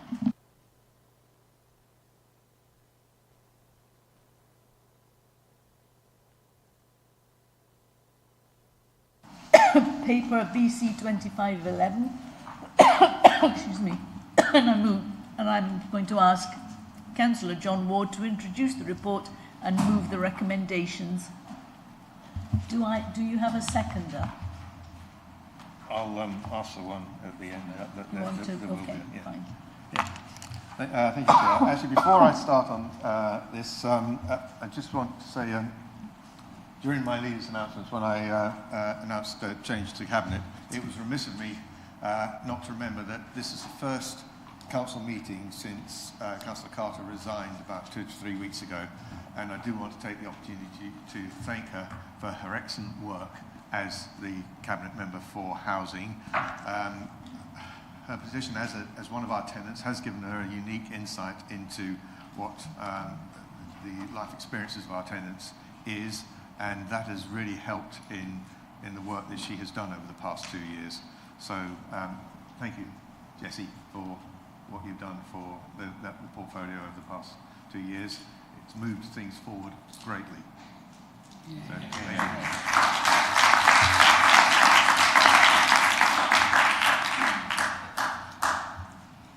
Right. So I'd like to introduce paper BC 2511 to upgrade and improve our 2 operational depots in Sudbury and Great Wenham. We're all aware that these depots no longer meet the needs of the waste, public realm and housing services, and this is made more pressing due to the additional requirements for the implementation of simpler recycling next year, particularly the need to support the additional food waste collection vehicles. This report presents the options and the financial implications of the preferred option. The report also gives an update on the Babergh Mid-Suffolk Depot Transformation Project and confirms that this has been paused pending local government reorganisation. We have a pressing deadline of April next year when we have to introduce weekly food waste collections, twin stream recycling and a 3-weekly rotation of residual and recycling collections. Most of the work will be carried out at the Chiltern Road Depot in Sudbury for the additional vehicles and bins and to improve the office and rest area facilities for staff, while the Great Wenham Depot will benefit from layout changes. We'll also need additional off-site storage for Sudbury, and a number of options are being assessed, with Chiltern Airfield being the most suitable. The details of all the work are provided in section 4 of the report. They will extend the life of the depots for another 5 years. And for the eagle-eyed among you, I know that paragraph 4.7 says Chiltern, not Chilton. This was spotted, but unfortunately that correction hasn't made it to the final paper. But I can reassure you that we will not be hiring storage space in Buckinghamshire. We have 3 options: doing nothing, improving the existing depots to extend their useful life, or relocating to a new depot. Section 6 of the report presents the financial implications of the work required, and in the budget we moved the capital financing for a new depot to the Capital Ambitions programme, but we did include £750,000 spread evenly over 5 years for transformation works for the Chiltern depot, and this is shown in table 1 in paragraph 6.3. The proposed works we're now being asked to approve will mean a revised capital expenditure of £495,000. The recommendation is to revise the capital programme so that all of this amount is made available in the current financial year to enable the timeline for the works in the current year. And as stated in paragraph 4.4, these works are estimated to take up to 12 months. The reprofiled capital expenditure budget, along with the MRP and interest costs, is shown in table 2 in paragraph 6.5. And we are optimistic that up to 50% of this could be financed by SIL, and a bid has now been submitted. Although this means that we will be increasing the capital budget requirement for the current year, there will be an overall reduction of £255,000 over the original 5-year period. MRP and interest costs will incur an additional £14,000 of revenue expenditure. There will also be reduced revenue cost pressures from the reduced frequency of interceptor clearings following enhancements to the facilities. And finally, the additional off-site storage space at Chiltern Airfield will cost £18,000 a year, and this will be covered by transitional new burdens revenue funding for 2 years. Summary of the capital expenditure and high-level timeline for the works are provided in Appendix B, and I'd now like to propose the recommendations in Section 3 of the report. Thank you, Chair. Can I have a seconder? Councillor Saw. Any questions? Councillor Holt. Thank you. Could Councillor Ward please confirm what the additional 5 years life end date is? Because it says a period of up to 5 years, but is that 2030, 2035? 5 years on top of what?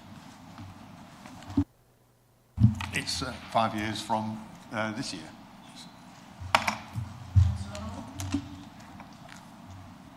I'd like to ask why it's taken up to now to bring forward these changes for the depot when you've been looking at new depots which surely would have a delivery time frame of probably up to 5 years. We are now just realising that these works need to be undertaken. Why couldn't we have planned for that last year or even the year before, so that we weren't in the position where we're just rushing it through right at the death? Because you would have been looking at a depot site, as I say, you haven't found a site, but the planning process, the delivery, the installation of that would have taken several years. So it just seems you've left this right to, as I say, the last minute. Is there a reason for that? I wouldn't say it's been left to the last minute, but you've got to remember that a number of things that are all sort of coalescing at the same time. Firstly, yes, we have been looking at a new depot, a new joint depot for the two districts as a long-term solution, but obviously local government reorganisation has made that something that we need to put to one side, and pending the new councils that are going to come into play.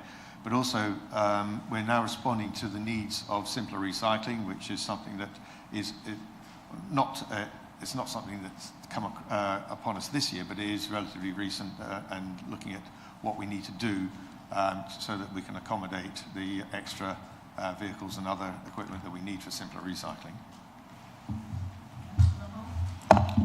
Can I ask specifically, when was the conditions survey carried out at Chiltern Depot?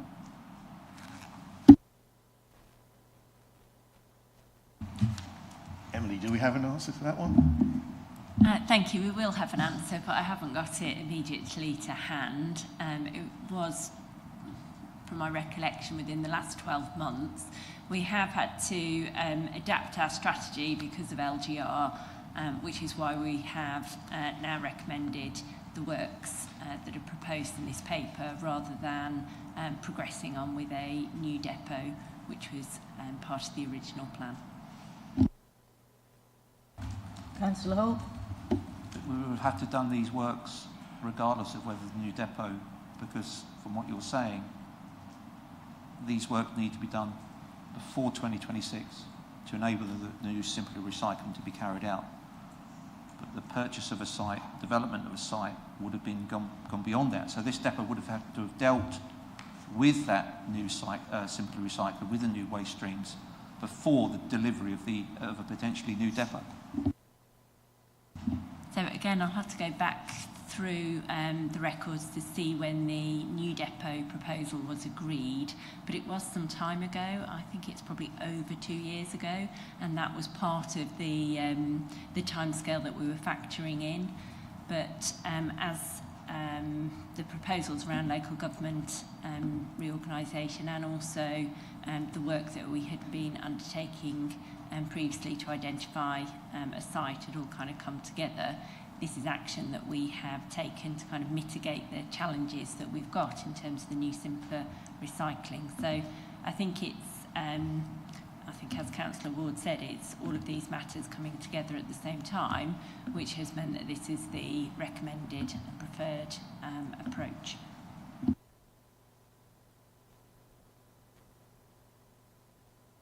Okay. Councillor Rees. Thank you, Madam Chairman. Several questions again on timing, please, Councillor Ward. There's a lot of attention paid to the well-being and welfare of for the staff. Particularly for the crews of people working on the bin lorries and things, presumably, and the public realm operatives. I'm just wondering, again, back to timing, given that the building of a new depot would have taken perhaps 5 years from that time, are you saying that it wouldn't have mattered about the facilities available for those crews and the staff working there for the time of the project that was going on? And secondly, I'm very happy that this sort of money is being spent on, improving what is probably the only core service provided by this council. My second question refers to page 159, 6.13. Enhancements to the washdown area, interceptor and drainage system, as detailed in Appendix B, will significantly reduce the frequency of interceptor clearings, resulting in reduced costs of £27,000 a year. There is currently no budget for this area of work. Why is there no budget for this area of work in something as fundamental as this? Thank you, Madam Chairman.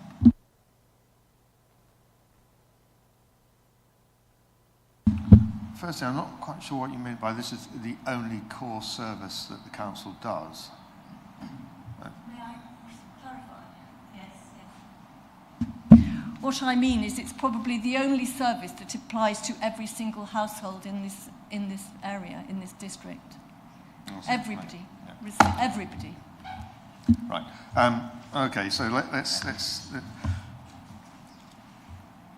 in terms of the improved facilities, obviously the focus in the past was on a new depot with new facilities in a new depot. But since we're having to reassess our approach to that, we're taking the opportunity to improve the facilities in the existing depot for the next few years. And that is a change in emphasis, a change in focus on our expenditure on the depots. The other question you got about the washdown area, yes, we hadn't put any costings in the budget for interceptor clearings. So consequently, any reduction in the costs of that will be a reduced pressure rather than a savings in the budget. So it's not a question of having money in the budget which we can now reduce. It's just a matter of the pressures on our costs as a result of that will be less due to that improvement in the facility there. I'm not sure that Thank you. Probably explained I understand the principle. I'm asking why hasn't any money been budgeted for this in the past? It's clearly something that's important. Why hasn't any money been allocated to it? Not, I don't understand this.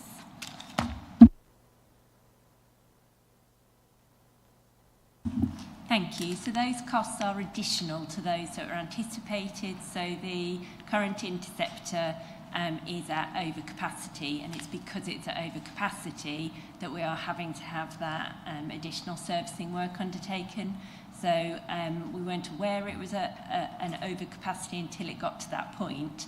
So it's that's required at the moment, so that until the new system is put in place that has sufficient capacity, then we are having to undertake these works to continue the use of that system in the interim.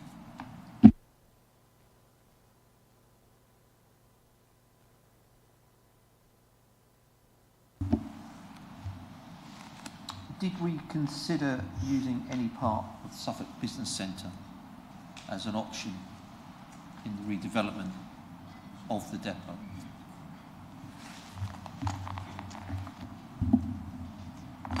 Thank you. So the Suffolk Business Centre is adjacent to the depot and does need to be considered as part of the rounder occupation of that site.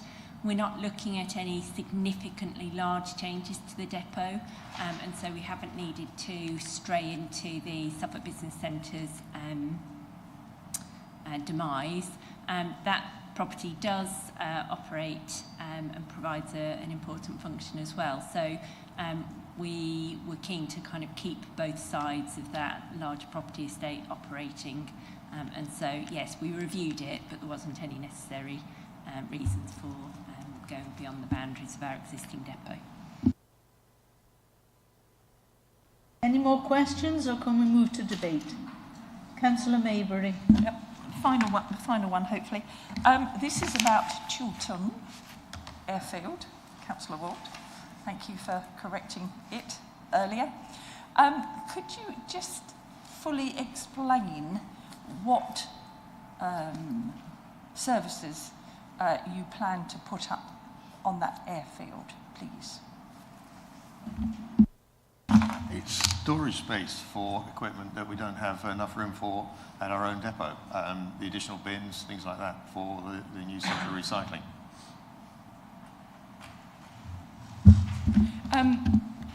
Would it be possible for you to tell me how many extra movements of vehicles will be planned for that area? As you are aware, it's our ward, and we will get lots of questions about the area that you are planning. And I actually found this out from a resident, not from council, that this was happening, which was very kind of the resident, because I hope Babergh are aware that this area actually abuts a wildlife area, and I can imagine my email box is going to be very full. So if you could tell me how many movements there will be per week, per day. Thank you. Thank you. So I'm not able to give you that detail, but possibly the Director for Operations would be able to give you that detail, so I'll follow that up. But my understanding is that it won't be a sort of daily use. It is for the storage of additional wheelie bins. So it won't be that there will be daily back and forth to go and collect those bins. It's more about when we have deliveries of new bins that need to be taken out over a period of time, or replacement bins, and it's to provide more efficient and effective storage of those additional bins. So it's not part of the operational sort of side of the waste business. It is purely for the storage of those bins.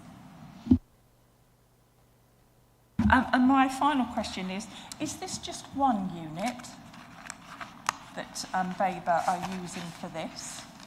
Or is this more than one unit, please? Sorry, what do you mean one unit? Thank you. Seesaw. Yes, absolutely. Going up and down. It's good for the knees. Because it's storage, I'm taking that it's going to be in a building. So perhaps that can be clarified, because where are these going to be stored? If they're going to be stored outside, then surely they're going to get a bit mucky and yucky and all the rest of it. I think we currently do store our bins outside. That is correct, isn't it? Yeah, yeah.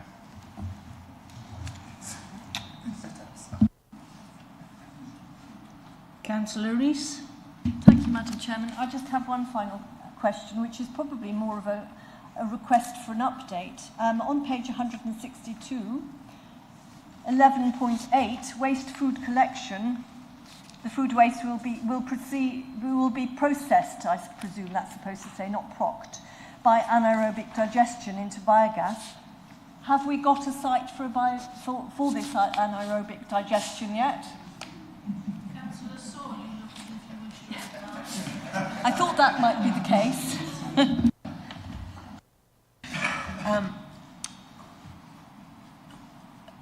We have, planning permission has been given.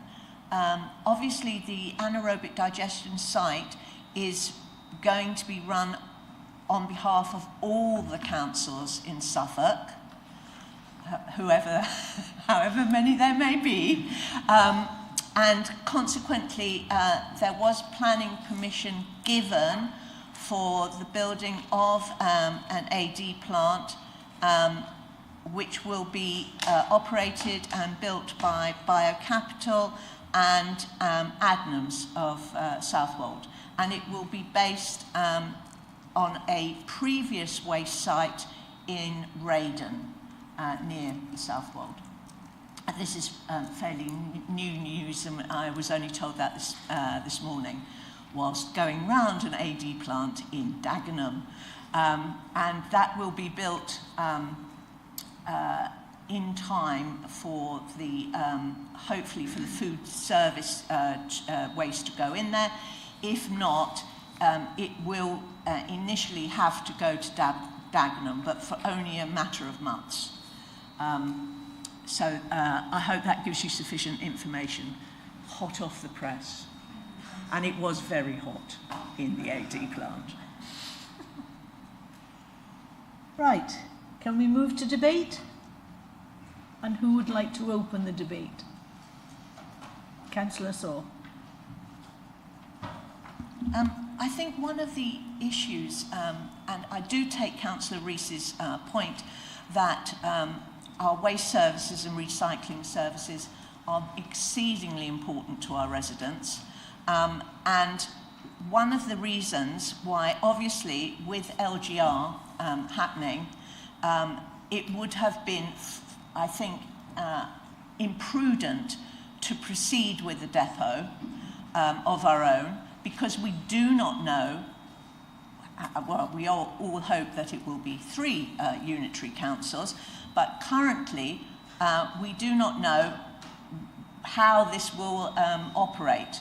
And all the councils have their own facilities. And so consequently, for example, Ipswich has got a brand new facility. And so therefore, I think it would have been imprudent to proceed with our own depot when we don't know what the future might hold as regards the reorganisation of sites. So I think actually it's very prudent for us to upgrade these depots. Our officers are absolutely confident that we can run the new service in these depots, and that's why we've taken the decision that we have. Thank you. Now, does anybody else wish to debate? Or shall we move to the vote? Councillor Holt. Yeah, I fully support the upgrading of the site. I just think that we've taken the eye off the ball here. We've delayed something that should have been planned and put in place a year or so ago, because it's obvious that these improvements needed doing, and we should have planned them a bit earlier. But fully support the upgrade. Thank you. Anyone else? Or can we move to the vote? Yes? I'll ask Head of Democratic Services to conduct the electronic vote. Thank you, Chair. That vote is now in progress. Oh dear, I've got to find it. Councillor Riley, can I take a vote verbally? Councillor Mabry, can I take a vote verbally?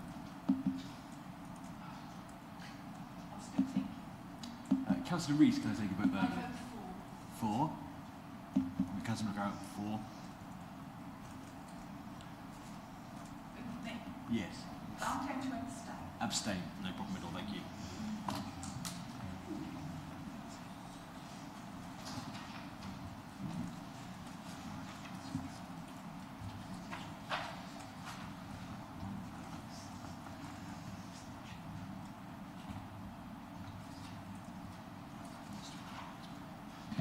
Thank you, councillors. That vote is 21 for, 1 against and 1 abstention. That vote is carried. Okay.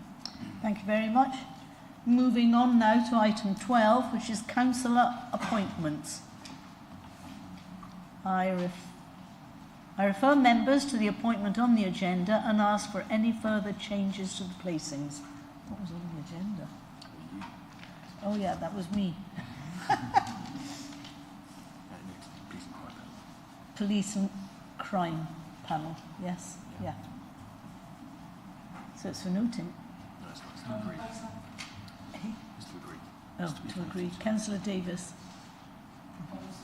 You're proposing seconding? Yeah. Councillor McCraw, thank you very much. Are you taking a vote or a show of hands? Take your vote. We take a vote. No, a vote.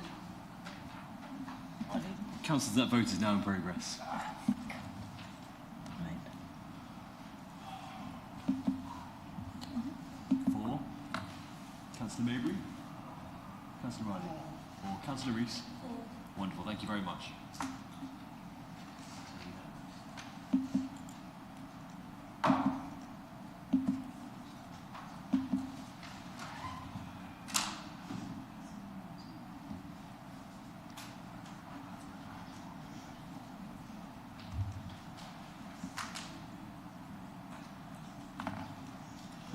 That is 23 votes for, that's unanimous, that vote is carried.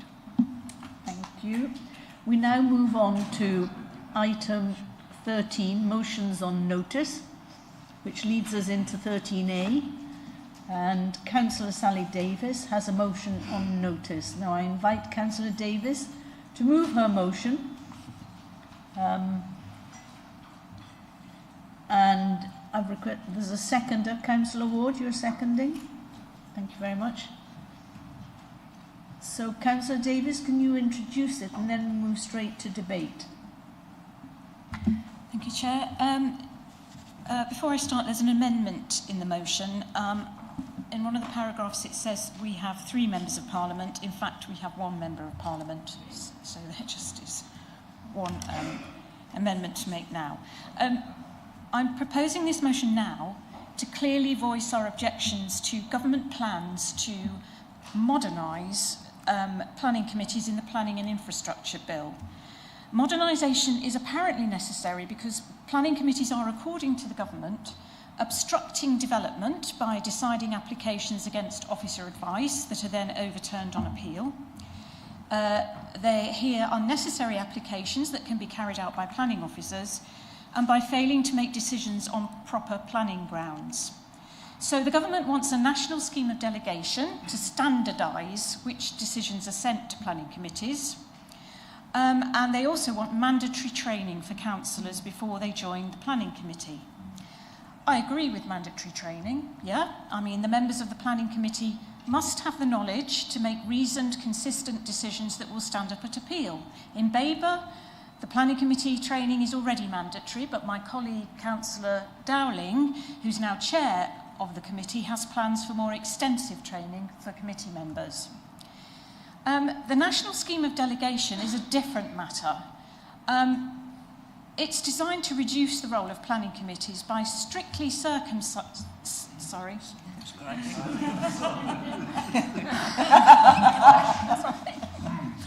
I knew I shouldn't have put that word in.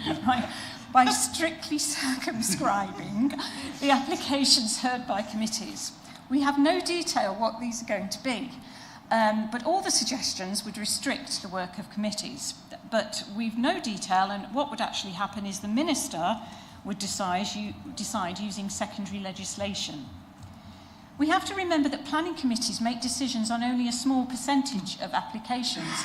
In Babergh, last year it was 91%. That's below, in Babergh it was 8.6% of applications last year, which is actually higher than the national average. Nationally, around 96% of decisions are made by officers. And the vast majority of applications are granted, whether decided by officers or committees. So committees often decide on the applications that need greater scrutiny by those who represent their place and communities. So how could such a small number of applications block the planning process as the government claim? I don't believe this is a problem at all. The real reason why development is delayed is the 4,300 dormant planning permissions, for example, sitting at Babergh. We can grant as many planning applications as we like, as quickly as we can. But if developers don't build them out, this government will fail to meet its house building targets. Then there is the length of time it takes to negotiate Section 106 agreements. In 2004 to 25, the average in England was 515 days to negotiate a Section 106 agreement. There are a variety of reasons why this is so. I'm not saying that's in Babergh, but that is a key delay in planning applications. This motion tells the government to stop blaming the planning committees and robbing them of their democratic powers. This is not where the problem lies.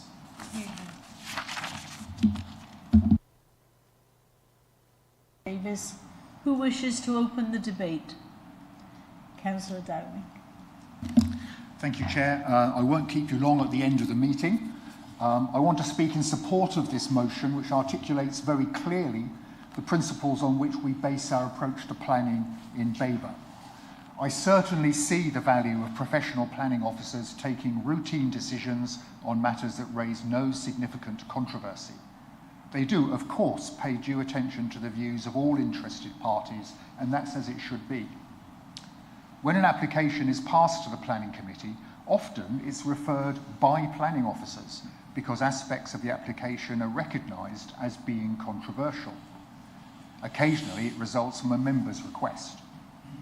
This is an entirely necessary step in the process and is vital to robust local democracy. Residents' and councillors' concerns need to be properly heard and considered in public. Transparency is the key issue here. When they consider an application, planning committee members need specialist knowledge and skills to do the job effectively. Babergh already has a programme of training, and I want to take this further still. I want to focus future sessions on areas that will improve our decision making. For example, we need specific knowledge to navigate the alphabet forest of JLP, SPDs, NPs, MPPF and PPG. This will help us, as amateurs, to make sense of detailed professional reports and, I hope, reduce the need to ask clarifying questions. We also need to ask whether an application offers the best possible design for the purpose. I want us to improve our knowledge of building design, with particular reference to the healthy homes standards promoted by the Town and Country Planning Association. Thirdly, I think we need to develop clear understanding of how we can place necessary conditions on a grant of permission so that they'll be implemented in full and on time. Here, I think examining case studies with professional guidance will prove very helpful. All of these ideas respond to the Babergh Planning Committee's particular needs, and I'm convinced that councils must be allowed to design their own training programmes above and beyond any nationally mandated syllabus. Context is everything, both in learning and in planning. So I fully support the motion in all its terms, even though I've only spoken about some. I'll be voting to adopt it, and I urge colleagues to do the same. Thank you. Anyone else? Councillor Hall and then Councillor Saw. Encourage. No, you only have 3 minutes. Right.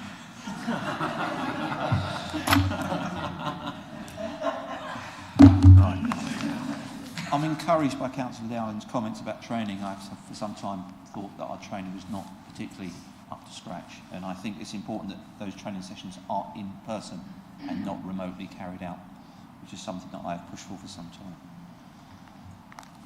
I heard Councillor Davies say there's no real detail, so I'm a little bit, is this not premature? Because if we haven't got the detail, then why are we bringing this forward now? It's interesting that only 8.6% of decisions are taken by planning committee, which shows just how small and how infrequently the planning committee meets to discuss planning applications. And I just wonder what impact these potential changes when the details come through will impact on that 8.6% if officers are making the 94%. That doesn't add up. 91.4%. So I just think the paper's a little bit, or the motion's a little bit premature. Totally agree. I think we need to sharpen up on the training, as I said. But the S106 at 500 odd days is far too long. It's just delay. And we may have all these permissions granted, but even when you mention conditions add delays, can add costs. I think we're talking about things that can actually delay planning as well as things we want to promote to encourage planning and encourage the process to be far more efficient. So yeah, I just feel the motion is a little bit premature. I would be happier to wait for more detail from government, but I certainly understand the sentiment behind it. Thank you. Councillor Saw. Thank you, Chair. One of the key parts of this motion, I believe, is the elements about neighbourhood planning. Members will recall that we held a meeting with, chaired by James Cartledge MP, with representatives of all our parish councils, where we encouraged them very strongly to undertake neighbourhood plans to protect themselves from speculative development. We were very pleased that the reaction from communities was to start plans. We as a council have many more neighbourhood plans than those of our neighbouring councils. For example, Tendring only has 4 neighbourhood plans. We have been very successful in getting plans through. We wanted to get more plans through. Our communities wanted to get plans through. We get to the spending review and funding is removed. This is another blow to local democracy. We are hopeful, as we discussed in the SIL element of our debate, that parishes can undertake neighbourhood plans using neighbourhood SIL, but some parishes do not have neighbourhood SIL. So I think that what we see here is the dead hand of the Treasury, who looked at the funding for neighbourhood plans and said, right, well, that could go. We also have a situation where, how are we going to pay for referendum? How are we going to pay for some of the, as Councillor Parker remarked, on some of the more technical things that communities ask us to do? I do think that removing local democracy from planning is a big mistake. And the idea that the diminishment of planning applications coming through is our fault is, I don't believe that for one iota. The issue with planning applications is the commercial system that we have. And I am happy that the government has put some funding for social housing. I am a little bit dubious if we'll see any of it. Thank you, Councillor Saw. Councillor Rees. Thank you, Madam Chairman. I have to say I was predisposed to voting against this motion, probably solely based on the fact that I think James Cartledge would have been a little bit offended to find out that he'd been divided into 3. And the fact that, as my colleague Councillor Holt has said, that it seems a little bit premature when we're waiting for detail. However, yes, the fact about the matter of neighbourhood plans, in my own ward, I've got one council that's was thinking about embarking on a neighbourhood plan, and a parish I clerk for in mid-Suffolk is in the same situation, and indeed is one of the councils I clerk for in Babergh. And without any funding, and certainly one of those councils will have no neighbourhood SIL funding whatsoever. This may be a fruitless, futile gesture, but I feel we have to support this motion. I feel that we have to make some kind of effort towards making our view known on this matter, so I will be supporting this motion. Yeah, just very quickly, I also will be supporting the motion for what it's worth. I think Councillor Davies, in the words that you said in your presentation, exemplifies just how out of touch this government is with regards to the housing requirement in this country. And I think they're missing a golden opportunity. I think we probably all recognise that we need more housing in this country. But to foist it upon us in the way that it is being done so is just amateurish, and it's not taken into account the length of time it takes to get a Section 106. And before we even start with judicial reviews, etc., there is not a chance that this government will deliver 1.5 million houses in this Parliament. Not a chance. There's not enough materials, there's not enough labour supply, there's certainly not enough planners. And as I say, and that's before we get to all of the other hurdles that we've got to get to. So I just think that, unfortunately, this government has got this very badly wrong. It's squandering an opportunity. So I will be supporting. I don't particularly think it will have much effect, but we might as well. Let's go for it. Yep. Anybody else, or can we move to the vote? Councillor Davies, you wish to wrap up? before we go to vote? Yes, I'd just like to just counter the idea that this is premature. This government has a habit of producing legislation that's very general and then giving the minister the power to use secondary legislation like statutory instruments to decide what they want to do. That is the case in here. I have seen a range of alternatives that have been put forward by the government, every single one of which will curtail the work of the planning committee. So all the possibilities that the minister could use do curtail the work of a planning committee. So that's why this is not premature and that we must voice our objections. I agree, it could be a completely futile gesture, but we've got to at least stick up for our planning committees because it's just not the right target. Thank you.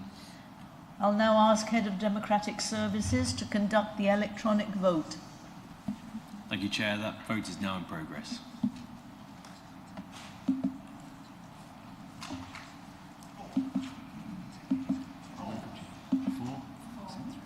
Councillor Rees? 4.